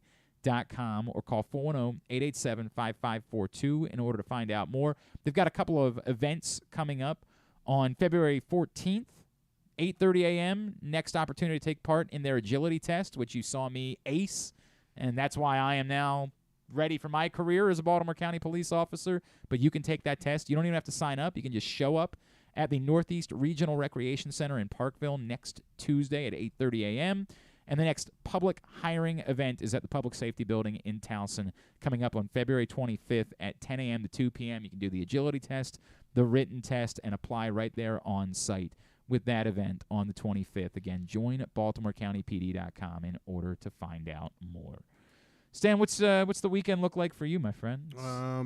Going to the Loyola Maryland lacrosse game. I'll be there as well. Yeah, I'll tape the Maryland Penn State game. And then I don't know what I'll do Saturday night, but Sunday I'll be glued to a television at 6 o'clock. Do you still do like a Super Bowl party? Do you get people together at all, or it's just pandemic kind of? Yeah, ended after that. On that, probably end up by myself. You know. For us it's the kids, right? Yeah. Like I stopped doing Super Bowl parties a few years ago. My wife will make some dip on Sunday. We'll let them watch the better part of the first half, and they watch the Puppy Bowl. That will absolutely end up being on a television in my house on Sunday. There is no question that. And you say they, I think you mean me. Glenn Clark at some point on Sunday will spend some time with the Puppy Bowl. What is going on today? The Puppy Bowl is something else. I love it. It's awesome. It's great television. Let's get a tidbit as I struggle to the finish line this week. I hope I get it all out of my system before Loyola, Maryland tomorrow. Let's get a tidbit. Tidbit is brought to you today by your local Toyota dealer, buyatoyota.com. The Toyota Tacoma comes in a range of models and trim lines, so you can choose the perfect Tacoma to reflect your unique personality and driving habits. Check out buyatoyota.com for deals on new Tacomas from your local Toyota dealer today. Okay, so before my tidbit, best tweet I saw yesterday, I wanted to shout out Mark Bowman from MLB.com. He covers the Braves, and he tweeted, so Mike Soroka, he now wants to go by Michael. Okay. And he tweeted, truly a drop the mic moment. Yes. That was my favorite. Yes. Second one I saw from yesterday was from Patrick Beverly, who tweeted, so after D'Angelo Russell got traded to the Lakers, ESPN or SportsCenter or something tweeted out a photo of D'Lo and Pat Bev when they were in Minnesota, and they're like, they're reunited, and he was like, and he tweeted, run the it gangs, back, or he's like, the gang's back together. Yeah, that hours later lasted for a couple of minutes. Yeah, then he got traded to Orlando. Yes, and then also on this day in 2017, Draymond Green recorded the very first triple-double without double-digit points when he had. I do remember that. 11 rebounds, 10 assists, and 10 steals. Nuts. It's 2017. It's just nuts. And then also the last 9. Like, I get that Draymond Green's kind of an easy punching bag, but dude, that guy's a Hall of Famer. Like, stop. The last 9 NFL MVPs to play in the Super Bowl have gone 0-9 straight up. Wow. Yeah. Wow. So, what was that? The last 9 NFL MVPs to play in the Super Bowl, 0-9. Wow. Yeah, they have not won the Super Bowl. So Patrick Mahomes. Maybe race over and get some more money in on the Eagles. Maybe race over. Yeah. And with PressBoxOnline.com/offers. With got one other question. Of the 9 former MVPs that lost the Super Bowl, how many were quarterbacks, and how many times did the number 3 throw the football? I'm going to guess they were all quarterbacks. Well, that's sort of my point, that most of them are quarterbacks, and how many threw for 3 in the, like 3, including them and their opposing quarterback and one more quarterback. Oh, you're talking about in the over. I'm like, wait a second, what am I? Yeah, he's really trying to dive in on this. He's trying to nail this bet. I don't think Nick Foles was MVP that year. Well, Brady was MVP that year. The year that they played and lost. So then, the the over Eagles. would have gone over. Because indeed, there was a third player that threw a pass, Trey Burton, who one of my big misses of all time. I was so desperate for the Ravens to try to sign Trey Burton at that. Remember, this is before Mark Andrews was here. I was convinced Trey Burton was a rock star. I knew you loved him. God, I love Trey Burton. So Sauce Gardner and Garrett Wilson, they won the Defensive and Offensive Rookie of the Year awards, respectively. So the Jets became the 3rd team No chance. ever. No. If you're going to ask me if I can name who the other ones are, not a chance. The first one you we should probably have guessed who the MVP were that lost the Super Bowl. There's no chance I'm going to remember who the offensive and defensive rookies of the year were that were on the same team. Okay, fine. Zip. But the Lions did it the very first time in 1967, which was also the very first year the awards With were who? awarded. With Lem Barney For one defensive rookie of the year, and Mel Farr, running back, one offensive rookie. They were great players. Yep. Both of them. The 67 No Lions. world in which I was going to get that. Lem Barney's a Hall of Famer. Oh, yeah. Lem Barney's definitely a Hall of Famer. Fit that record. They were the only team to do it for 51 years. Then finally, the 2017 season, the Saints did it. In 2017. With rookies. Michael Thomas was Alvin Kamara was a rookie? Alvin Kamara was a rookie, and as was cornerback Marshawn Lattimore. Oh, okay. All right. Zero knowledge of that. Sauce we Gardner could have been Garrett here Wilson, for a long time. And then I'm going to use, so there's a kind of transitioning into tubular, there's at 8 o'clock tomorrow on Fox Sports, they're doing the Perfect 10, which they're chronicling the 10 players to win Heisman and go into the NFL Hall of Fame. How many of these 10 Heisman Trophy winners that went to the Hall of Fame? O.J. Simpson. That is true. O.J. is one of them. Definitely true. Oh, God. Troy Aikman. Troy Aikman. He was the number one pick. Did he not go? He wasn't the Heisman Trophy No, winner. he was not Heisman. Phew. Oh, boy. God. The Hall of Fame. Well, Peyton Manning didn't win but Charles Woodson. Yes, Charles Woodson. Charles Woodson. That's 2 of 10, right? Yeah, we're not doing so hot. We got to step our game up. How about Roger Staubach? Ooh, that's a great one. Absolutely. Roger Staubach is nailed on the list. it. I should have gotten that one. Well done. I'm thinking they're all. I can't come up with one that's. You can stop. Don't do that. Tim Brown. Tim Brown, for sure. Yes, Tim Brown. They're all. None of them are particularly modern, right? No, they're not. Yeah, I didn't think so. So that's. So I gotta go back a ways. This is tough. Was Barry Sanders a Heisman winner? Barry Sanders was a Heisman winner in 1988. Yeah. Of course, a Hall of Famer as well. It's not Herschel Walker. It is not Herschel Walker. Eric Dickerson? Eric Dickerson is not on the list. What about Tony Dorsett? Tony Dorsett is on the list. That's a great one. On the Heisman in 76. I'm going to go, because it used to be that running backs won the Heisman Trophy. I know that's hard for people of this age to believe, but running backs used to win it a lot. What about Marcus Allen? Marcus Allen is on the list. What about Dick Butkus? Not Dick Butkus. Okay. Not a lot of defensive players that won the Heisman Trophy still. What about Thurman Thomas? Not Thurman Thomas. I'm guessing there's more running backs, though. Yeah.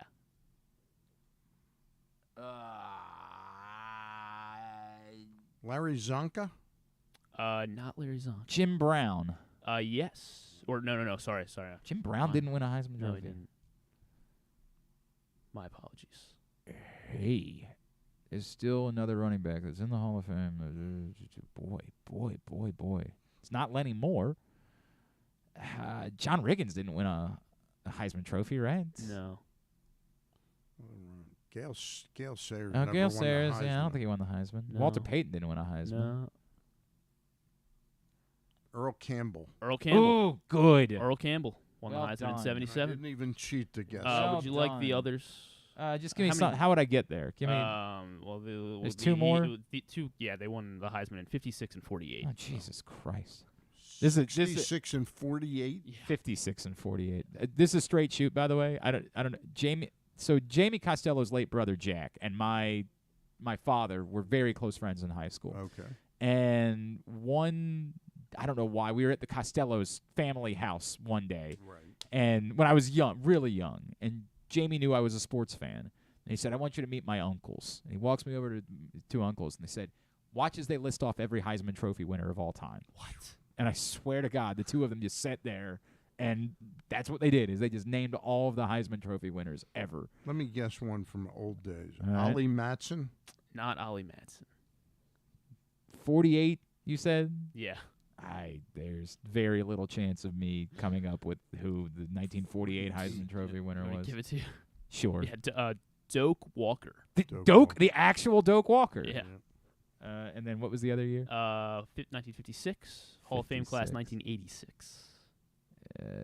Was it another running back? No. Not another running back. What about Paul? Yes, it was. Sorry. What about yes, Paul Hornung? Paul Hornung. Mm-hmm. Paul Hornung. Good answer. Yep. Good there it is. answer. Excellent. And Notre the Dame. tagline for the show is the more men have walked on the moon. And Then have won the Heisman Trophy and Heisman. become a Hall of Famer. How about that? What is the impotence for that? Why? I don't know. Paul Hornung. It's very weird.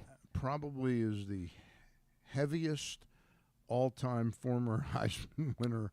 He ballooned up later in his life. Really? Oh, God.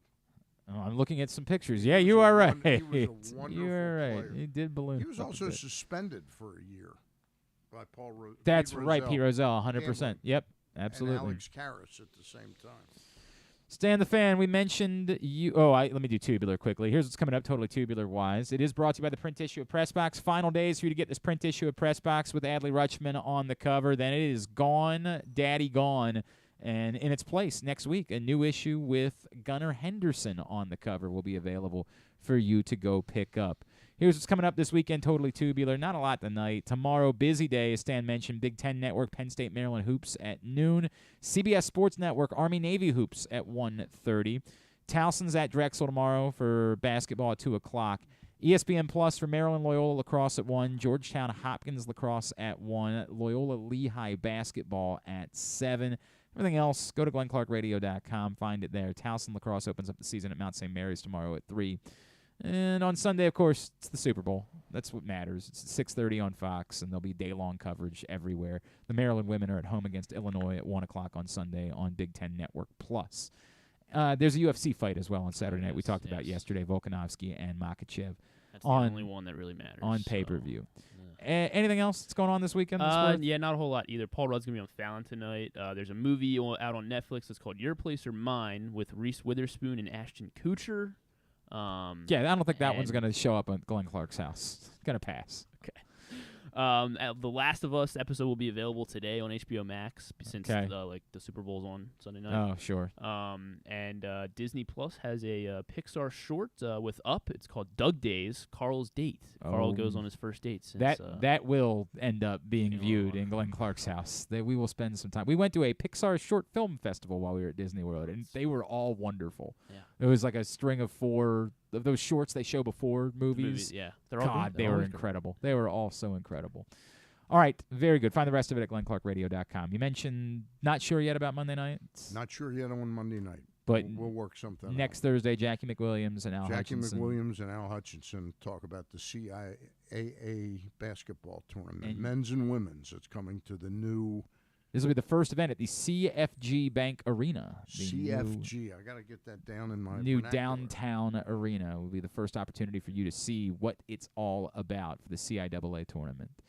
And, of course, you'll be on tomorrow morning with the guys on the Bat Around. I'll be on about 10:20 tomorrow. Talking baseball. Of course, Paul and Zach every Saturday morning talking baseball.